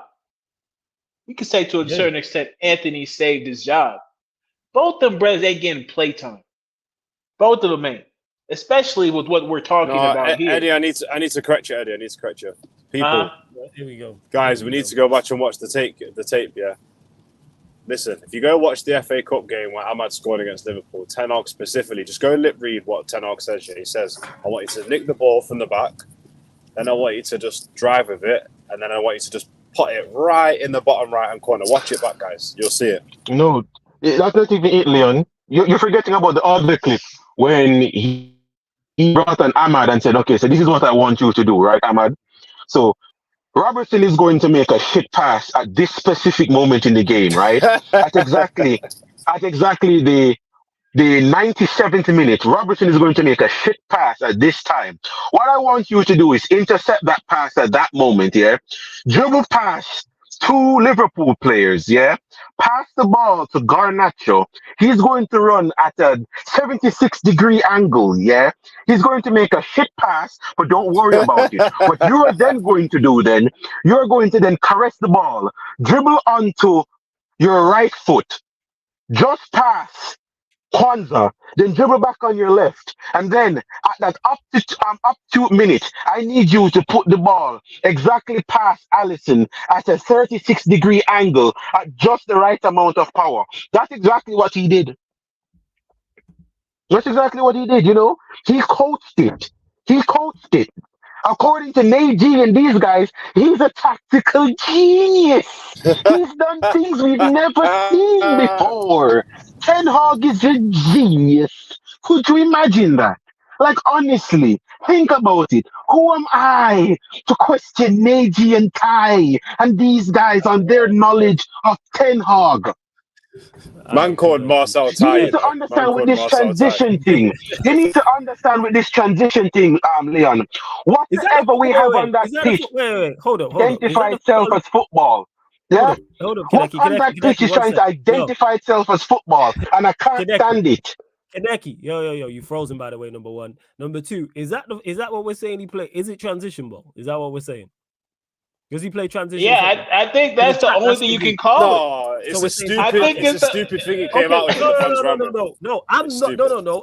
I'm seriously not trolling. I'm not, because it don't matter. Like in regardless to what style he plays, is that what we're saying it is? If chat saying no, because transition's not a style. Transition's not a style for all this. What was the? No, transition is a style. Transition. No, it's not. It's a part of the game. It's not a style. No. It's not. You can't say style of play is transition. Are you sure? That's not a style. To go further, are you sure, Leon? Why you can't? I wouldn't say that it's transition. I would say part of my style of play is to win the ball high up in transition. But it is, but then it varies on, like you said, where you are transitioning from on the pitch. Because counter attack starts in your own defensive third, and then it gets the ball to the final third. Whereas transition, it's more so you could win it in the middle third. You could win it in the opposition. It's too vague. Third. It's too vague. No, it is vague, but it is still a style of sorts. Because it's like, who said it? Adam Fahini said it, where he said, Adam Fahini said it, where he said, if you think about it, City play transition, but in a different way. Because when they lose the ball, they're quick in transition to try and win it back. Do you know what I'm saying? Whereas we're trying to win it higher up. So it's kind of vague. But the reason the difference is that they go, their whole thing is possession based, whereas with Manchester United, it is more. I would say transition is because he goes like it's about energy. Because when I look at the players he has, it's not really a pace and power thing. The players he's bought, not all of them, but some of them it is an energy thing. Like especially the reason when you look at Højlund, even though he is pace and power, he's energetic. Mount, even though he didn't play, is energetic. Anthony, I would put in that bracket. Garnacho, I'd put in that bracket as well. Bruno's like that very much so as well. Because would you say it's like high press transition? Does that describe it better? No. Let me describe Ten Hag football to you. No, you know what, Kaneki? I need to close this show out anyway. So fine. Okay. Flawless, just give him the keys, man. Just give him the keys to the channel, man. No. Flawless. I'm not putting Flawless's bread at risk, Leon. I'm not putting Flawless's bread at risk. Stop. Actually, before I continue, make sure you lot subscribe to Sheik's channel as well. The link's in the title. Sheik TV. Go subscribe. Game up to 500 subscribers, people. Yeah, go on, Sheik. What was you gonna say? Yeah, I was just gonna reply to one of Tox's comments. Big up to Tox again. He said we played the false nine because none of our first team players were available. Everyone came back late. We had no strikers available. You like context, right? So the game that I was referring to was the Arsenal game, and I've actually just pulled up the lineup. We had Sancho, Garnacho, Fernandes, Antony, Mount, Meno, Shaw, Martinez, Varane, Wan-Bissaka, and Heaton as our starting lineup. That was our starting lineup in that game. and Sancho was playing as a false nine. Also, to consider the striker fact, right? These last 3 games that we played the false nine system, Højlund didn't start. So our striker didn't start. So it's not about Bruno was a false 9. Yes, Bruno was a false 9. So it's not about the fact that we had a striker or not. Yes, Højlund came off the bench, even in the final as well. It's not about the fact that we had strikers are not available. It's just the fact that he had that plan. The initial plan for him was to play the false 9. And it's no surprise that he goes back to it. And he actually performs well and won a trophy off of it. That's the thing that my question about Ten Hag is that how can we trust a flip-flop of a manager? When do we know that he's going to play a certain way and then just switch it up and shit like that? Because there's no evidence for any of that type of shit. He can go to any style he wants whenever he wants. And that's my whole point. They just came back from holiday. That was their first game. It's not, the point is that was the system that they wanted to play. All the players were available, talks. That's the thing. And even if we go back to the striker thing, we have a striker now. So why is it that he decided to play a false 9 system even though we have a striker who's sitting on the bench? That's my question. No, but that's not even a cheek. We have a striker now. We have a striker now, and he's been out here playing McTominay and Bruno as false 9s. As false 9s. Over the $75 million he bought. Yeah, that's literally my point. It's just I'm just trying to say like I don't get Ten Hag at all. I really just don't get it.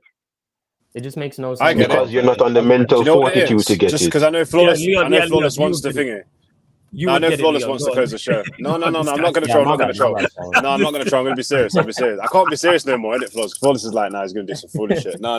Basically, you know what? You told me that a lot of times where I'm like, yo, Leon going to say some serious shit. No. I'm good. Serious, Leon. Ten Hag, one of the most disappointing things with Ten Hag is when his back's firmly against the wall. Is that pause? No, it's not pause. Hey, yo. Is I'm just safe. That would be safety. He only adapts when it comes to last minute resort, which is so disappointing, man. Because it's like he does, and like when he first came in, I was like, he's making the decisions I think he should. He was literally pulling people off the pitch when he should, and he was making the right. I was like, I hope this is the lineup this week, and I was like, fucking hell, 90% true. But like, it's so disappointing. Like the stuff he's neglected. So that's why I don't know, man. Like it's a bit mad. I think he's going to fail miserably. By the way, I just feel like if you listen to what Kaneki's saying, all the good players go. Even if he gets his profiles, I don't think he can coach players of lesser quality.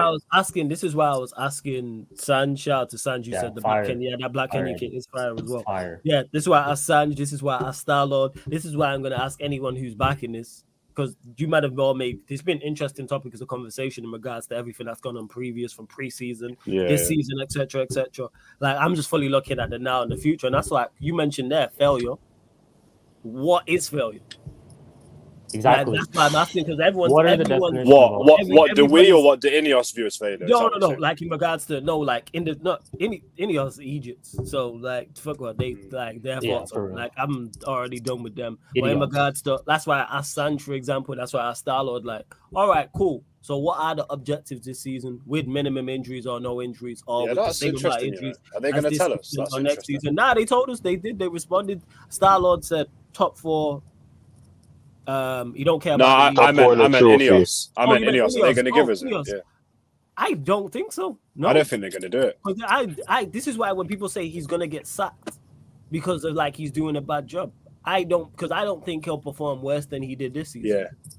And they kept him. You sure? You sure about that? You sure? Yeah. You sure about that? Yeah. You sure? You think he performs? Do you might think he performs worse than he did? Oh yeah. No, I don't think he does. I think it's that is true. That is true, and obviously we'll get to this closer to the time. But you might really think that we're gonna finish lower than? No. Where did we finish this season? Was it 7 or 8? Flawless. I think it's going to be about that much better. It'll be about that much better. There's going to be probably a 5 to 6 point better than last season. Kaneki, let me ask you. I can see that. Finish mid-table. You think just quickly? I think it's going to be something like 6. Mid-table, Eddie. 6, 7, 8, probably the same. Do you know what it is, Flawless? I think that's what I would say. I think it's going to be about 6. I think it's going to be.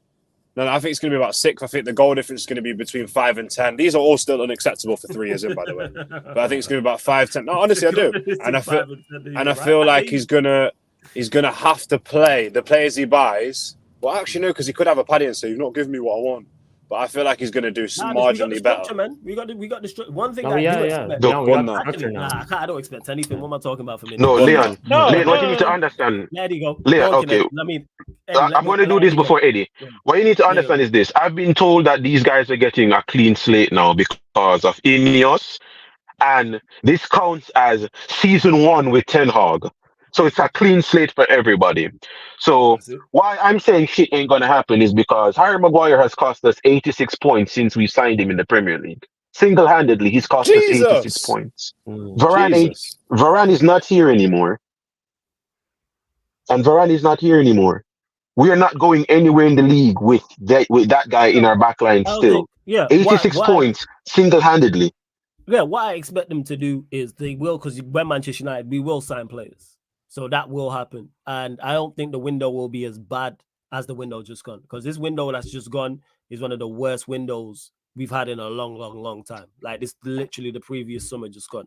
Horrible window. Whereas the window before that, not too bad, and previous windows not too bad. So that's where I think it will stem from. And I think rounds about will finish with the players we have. I don't think this season, don't get me wrong, it won't be good overall, but I don't think it'll be as bad as last season. And even here, the thing is, even if it is worse, I have no belief they'll sack him anyway. Let's say hypothetically. No, I don't listen. We finish not. Let's say the performances and results just as bad. Well, let's say performances equally as bad, results worse. We finish 9th, don't win a trophy. I can have no faith in say they will sack him. No, That's in what Ten I'm Hag they saying. trust. In Ten Hag they trust. And also on top of that, before you go, Eddie, if they do sack him, whenever that does happen, I have no faith in them to go and pick the next guy. But exactly. I'm That's where I'm at. Yeah, go on, Eddie. I'm like, when I was talking with Dundad, I made this point. I'm not looking at the glass half empty or half full. If that motherfucker ain't filling over the top, I don't want it. It's that simple. I have no room for trying to figure out what the truth is. Wait, Eddie, do you know what it is? Eddie, do you know what it is? It's that glass. You know when you go to your brethren's house and you open the thing and you're like, "Right, I don't want to drink from that glass." You know that nasty glass that you never wash. Exactly. Yeah. Like I can tell you never wash dishes in this motherfucker. They go get a drink and you're like, "No, I'm not. I'm all of a sudden I'm not thirsty." No, I'm bottom of the glass looks like a petri dish. Bottom of the glass like a petri dish. I'm good. Like a petri dish. Out here telling me, "Oh, we don't have any good man. We can't find the managers." And I'm like, Sergio Conceicao was available, and all these guys. I'm just like this. I think we'll finish in 8th place. The goal difference will be about the same. Less points, no trophies. That's why I think it'll be a worse season. Because again, I look at everybody who finished ahead of us. They have a semblance of a structure, and they have a manager I take over Ten Hag. And when we've seen that the gap in class from 8th to 4th is about 8 points, there's minute differences that can lead to that 8 points. And I think we have a glaring deficit when we're dealing with this Ten Hag brother. Because again, I don't think those players like playing for him that are currently there. The best players that we have are now leaving. And everybody will take this summer as an opportunity to aim for that place that Klopp is missing from. Yeah, Klopp is on the strength of off the strength of being tactically astute, got his team where it needed to be. I can't think of any other scenario than we just look in the same absolute same, because think about this though. The players have already been found out.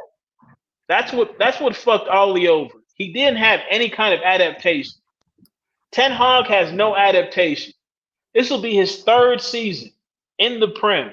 People will know his tendencies and what he likes to do. There is no surprise. There's no surprise. There's no surprising anymore. The players, no surprising. So I can't see it getting any better, and I don't see anything on the table. Because then again, here's the thing, Flawless. If we sign players, are we sure that this brother's gonna know how to exactly use them, how they need to be? No, I just think we'll spend enough where there'll be talent and they'll figure it out. Like us winning. I hear that. I hear that. If they were older, like us bringing in Casemiro, Varane, I could get with that.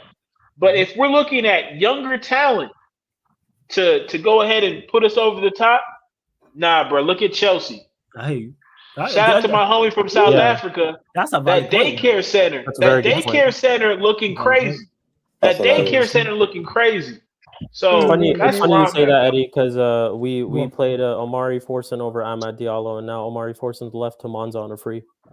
Monza. I see the hilarious. Can you spell that? Someone said he was playing ahead of Diallo, and now he's been sold to a credit card. I was like, all right, But again, it just goes back to the same point, people. It's just the fact that there's more cons than pros if you really discuss Ten Hag. Like, there's no evidence to suggest that he will be successful. There's no evidence to suggest really, because we've just seen this season. How can we sit here and say, oh, what if he does this? Oh, what if he does that? So we're just gonna go off of if, buts, and maybes.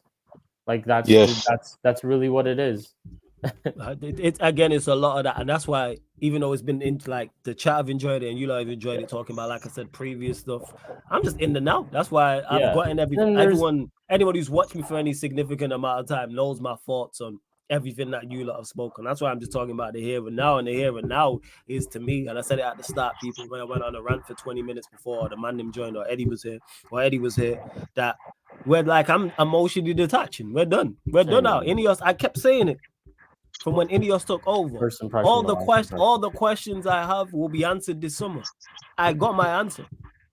I know where INEOS are at. I know where they started. It's like, all right, cool. I know I don't believe you're fit for purpose, which sucks as a Manchester United fan, but at least I know this from the jump. That's why I'm not involved. Like, people asking about, oh, where will Manchester United finish or signings, and I get to the super chat in a second. Yeah, but whatever, innit? And then the crazy part is, even if we do sack Ten Hag, because eventually he'll get sacked because he's not good enough. He will, yeah. I don't trust these men to go get the next guy. Even like, forget Southgate. I'm not just pinpointing him as a name. I'm saying I don't trust them to get the next guy at all, whoever it is. Knowing INEOS, then probably just go back to flipping Ole Gunnar Solskjaer again. I really don't, but that's just me. Yeah. Flawless, you know what's the scariest thing? You just said, oh, he will probably get sacked, right? How can we even say that? Because we just had an abysmal year and he didn't. Yeah. No. But I said that before you go on, Sheik. Yeah. I don't think he gets sacked this season. I'm just saying in general, I think he'll get sacked. My question, eventually, before you go, Sheik, his position will become untenable. But I don't think he'll get sacked this coming season. I don't think he'll sack him. My whole point is that because this last season was bad. It was really, really bad, right? How much more lower can we go for them to realize that they need to sack this manager? That's my question, and that's the scary part, because we've just had this season and they've just looked at it and they still want to keep him. And that's what scares me, is that how can we confidently say that he will get sacked when we've just had this season and he's not been sacked? And that's my question. And the crazy part is he won't. He won't. No, he'll walk. He'll walk. We're not sacking him. I don't think there's just no proof to say that we'll sack him, because I've just seen them give him an extension after this last season. They're giving him an extension for this. Yeah, I mean, they have to, because they have to renegotiate the terms of his current contract. That was always going to happen if he stayed anyway. That's just, they had to. Do you know what I mean? Because you can't let him having veto and stuff like that if you're trying to buy the players, even because they're probably trying to buy cheaper than what Ten Hag wants. Is there a chance that they could be doing it to get rid of him for cheaper? Do you think there's that, or is the trust gone? Whatever the reason is, you answered your own question, Leon. I didn't trust them before this. Now my distrust of you has now been justified and I've been made right. Like, that's what it is. And but Leon, you said it perfect. Like, if that is the reason why we do sack him, right? Why is that the reason? Is it not based off of performances and how the season's gone? Like, why would that be the reason, just to pay him off less? Like, that's my whole thing about INEOS. Because I hear the financial side of it, and I'm not no accountant and stuff like that, and I don't know how this shit works, right? But all I can see is that we've had an abysmal year, and you've come in to fix things and bring the club back to where you're a boyhood Manchester United fan. All this bullshit that they love to spew every single time they take over some sort of club. Anytime some owner takes over some club, all of a sudden I'm a boyhood fan of that that club, and I love this club, and I have this, and I have that. Legit, it's the same thing every time people say, and actions speak louder than words, man. I'm sick and tired of hearing all these words, and then they do all this shit. I'm with Flawless like this. Like, there's no reason. I'm not emotionally invested in this shit anymore. No, I'm not. I haven't been for time. I'm totally with. I'll be here for the content, but when I'm talking to you guys about, I don't get fined, man. Is it? Yeah, when I'm talking to you guys about these things, you can't take what I'm saying for gospel of that's my opinion. I'm just playing things out. No. Because what really and truly, I'm the kind of fan that will just let things happen, not because I'm on the fence, because I don't have an emotional attachment to it anymore. So I'm like, I can't be bothered to wreck my head with stress about when I don't think the whole thing's being run properly. I just kind of like, do you know what I mean? That's why this season Flawless knows I've not been rushing back from gym to watch game. I've just been doing what I want. I've been like, oh yeah, crap, United were on earlier. Yeah, I'm busy anyway. Do you know what I mean? So, what was I going to say? There is a scenario in my head whereby they are trying to save that £10 million, because that £10 million was what was De Zerbi's release cost? 5? I've heard mixed numbers. I've heard 7, 9, 5. Like, I've heard they've come to an agreement to make it lower. I've heard that someone's I'm pretty sure it was 8. Like, yeah, it's something between like 7 to 9 or 10 or something like that. Like, so there is a scenario where they're trying to save all things. Probably because, and I spoke, was on ManDem Talk speaking about this yesterday. Billionaires and millionaires have clever ways of making a couple of £1 million and putting it away here and there. So, like, I believe they're going to buy cheaper players, and what they're going to do is, so for example, they're going to cut the wage budget down a lot. I mean, I think I've worked out in my head, it's over. What is it? What we got wages? It's over like £1 million worth of wages we can save this summer if they start. They're gonna get rid of there's a lot of wages they can cut. 100%. That's why I don't hear the whole money argument. Let me get to this super chat. Big up Chris Kavanagh for the super chat. Appreciate. He says United are still in the race for Elise. Thoughts at this point? All right, if we sign Elise, cool. If we don't sign Elise, also cool. I mean, the only thing that we've heard today is that Chelsea is linked with Elise. Yeah? Like they came out, Ornstein came out today and said that like Chelsea will have discussions with him to try to agree personal terms later on, like this week. So would he be a good addition to the team? Yes, because he's an extremely talented player. But will Ten Hag utilize him the right way? That's the question. This is pretty much my thoughts on it. That's pretty much my thoughts. And Silhy. Facts Flawless, this new season is finished. Yeah, I'm already, like I say, I'm here so I don't get fired without doubt. Seedorf says says finishing 8th reward you with a 2-year extension these days. INEOS maintaining standards over them. You got this prick Jess saying I trust them with a love heart. Tottenham fan, by the way, talking about that. Big up to Seedorf again, who says brace yourselves. Honestly, things will turn pretty ugly early on into next season. I think things are already extremely ugly. However, all right. And there was another comment I wanted to get to as well. There was it. Yeah, so he said he's getting sacked during next season. Players will down tools. But people accuse the players of doing that this season, which I did see to an extent. But I don't think the reason why I don't think they will sack him is simply because they didn't sack him this season based off what. And to me, how much worse can it get? All right, let's say we finished 8th. Let's say we finished 9th, 10th, with a minus goal difference and no trophy. Yeah, it's worse, but is that the tipping point? Maybe with these men it is. Maybe it is. Manchester United managerial candidates were left astounded by low wages and unimpressed by the club's transfer budget before the decision was made to keep ERIK Ten Hag. Who were these managers, though? That's what I want to know. Who were these managers? Because they probably not getting more. They ain't getting, like De Zerbi, for example. De Zerbi's not making more at Marseille than he is at Manchester United. Just to clarify. That's why I don't believe. I've heard they've offered him a better deal at Marseille. But then again, I don't know what the deal they offered. Of course, because you know why? Because common sense will tell you that Manchester United pay more. Man United offered. Yeah. More than likely, it's just the process. Yeah. Because they're saying... go on. Because they're saying the managers, and I'm like, I know Man United did not speak to Conceição.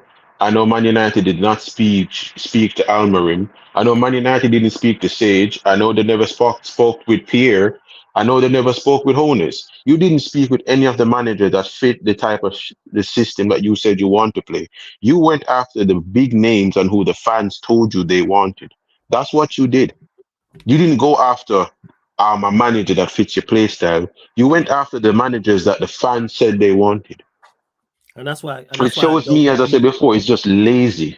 Yeah, it's just lazy. Again, that's why I don't believe it. There's no way to me that De Zerbi's got offered more money at Marseille than Manchester United or a bigger transfer budget at Marseille. I don't believe that. The rest of the managers, who was it is, if we're talking Tuchel's out of the job. So he's now taking a break. Who else are the managers? I need more information on that. The source was at Time Sports. Big up Warrior Jake. Yeah. How reliable that is, I don't know. But I want to know names of managers. No, just name managers. Managerial candidates. Who are the candidates? Why you what? Just based off of like the news I've seen today, with obviously De Zerbi now going to Marseille, right? Like the only thing that I can make from this is that I feel like De Zerbi was waiting for this job, and it literally like it totally makes sense that we heard nothing related to De Zerbi in these 2 weeks where the review was going on. Once ERIK Ten Hag's like news got announced, now all of a sudden a day later or 2 days later we hear that De Zerbi's going to Marseille. So that it just tells me that he was waiting for this job. And like the Athletic tweet that I was reading, it said that they fell out. There were talks between both of them, but their vision or something like that didn't align. So again, it just goes back to the same thing that they didn't want this manager. I don't understand why people like think that it was a constant process of trying to keep him. They flip-flopped again and again and again. They first wanted to keep him, then they saw the results weren't good and all that stuff. Then they didn't want to keep him. They went out to look for managers. What other reason is for them to look for other managers? If you wanted to keep him from the get-go, you come out after the FA Cup final and say that we trust in Ten Hag. He's just delivered us this FA Cup trophy. We trust in Ten Hag. This is the manager going forward. So that's what I would say to that. To King, shout out King of York. He says, Flawless, I get your point about you don't think he'll get sacked, but we can't put anything past these men after they decided to keep him. It's going to get worse before it gets better. That was my whole point, King. Yeah. King, I hear you. I just don't, like, to add on to this, King, I don't think he gets better regardless. So let's say they sack him. Let's say it's an awful start and we sack him in October or November. I then don't trust them to go and then get the next guy. So I don't think it gets better with these men. Unless, only way it gets better is if we stumble across a manager on accident. Yeah. If we do what the owners did when they got Sir Alex. Because they didn't think Sir Alex was going to do that.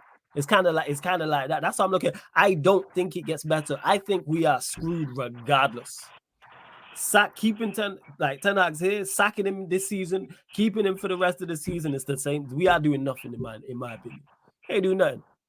And Eddie made a great point about you've been here 3 seasons now, so teams and managers know your tendencies and things of that nature.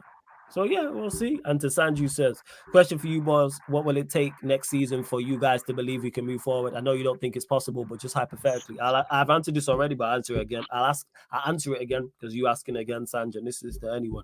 Complete change with everything. So first and foremost, results, number 1. And secondly, consistent performances.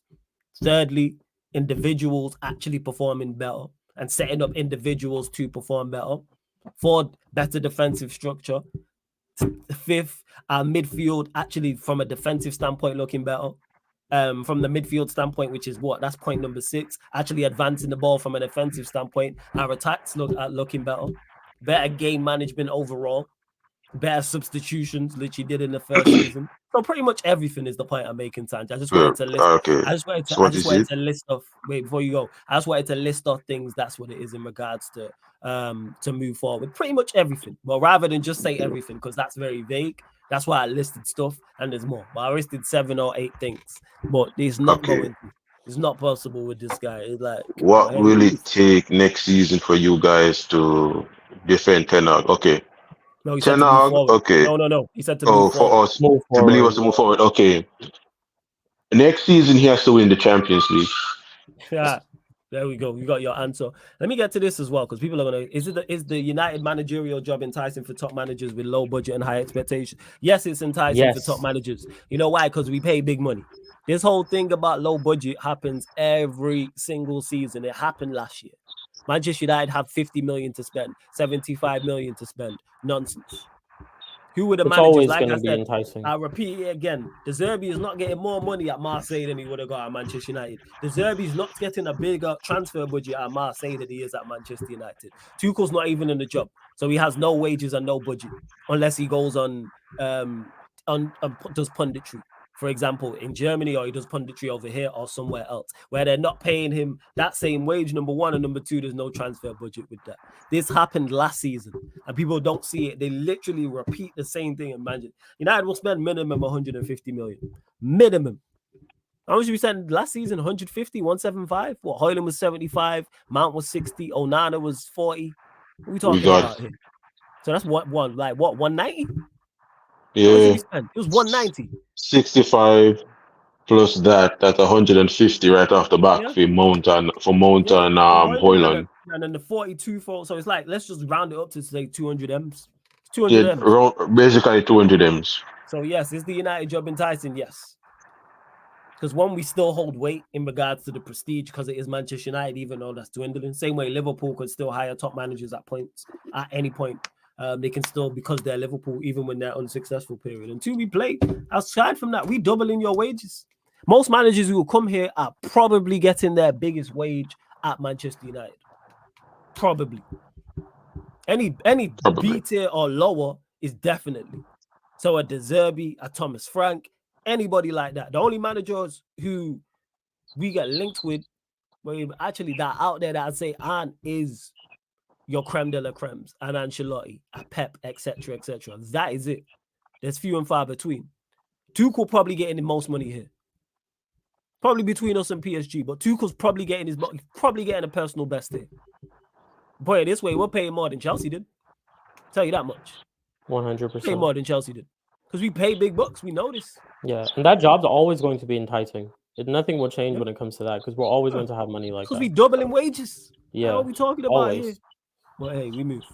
But we're going to close out anyway. Love to everyone that's locked in. Don't forget we are available on our audio platforms, Spotify, iTunes, etc., etc. Let me know who's live, who we're going to redirect to, people. Sheik, let them know where they can find you, what you got coming up. Links in the title, people. Sheik TV.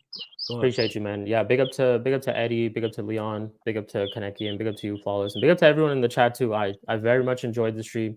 I think there were some very, very good points made by everyone, even some very, very good questions asked by, obviously, some of the Ten Hag inners and stuff like that too. So big up to I don't think there was any good the points made by me. I was just angry. No, fair enough, man. But yeah, big up to everyone. Thank you for locking in. And yeah, you can find me on Sheik TV. I think I'm 4 subscribers away from 300, so just 4 subscribers away. And later on today, I think at 8 p.m. UK, I will be on Connor's channel, CMO Sports. So we will be discussing Ten Hag and stuff like that. So there's more to talk about. Ten Hag is just going to continue. And then tomorrow, I will be doing a Keep Sell Loan, the Tottenham edition on my channel. I believe Jez, M. De Niro, even maybe Jacob might be there. So definitely tune in for that. That should be good. Yeah, that will be really, really fun. And then Saturday, Sunday, I don't really think I have anything going on, but we'll be back for Mud Brothers on Monday. And we're going to be doing the Copa America predictions on Monday. There you go. So yeah, big love up, to everyone that's locked in. Yo, get Sheik up to 300 subscribers, man. He's far away. Links in the title and it's underneath in the description as well. Like I say, Stat Day, we're back here. Myself and Tox, another ManDem United podcast. So we'll be back here at 9 p.m. Then following that, 10:30 p.m. or whenever that stroll ends. Yeah, it'll be an hour and a half. So yeah, 10:30 p.m. we get to it. Sarcasm City Sports Q&A, Euro 2024 prediction. So the rest of the gang will be in the building, all predicting. And then following that, we're going to have to push this show back. Probably midnight, people. Yeah, I'll say midnight. The Yardman Show Premier League podcast. So Kaneki will be back. Lex will be there as well. So just keep a lookout. I'm going to update the schedule after this, people. But big up.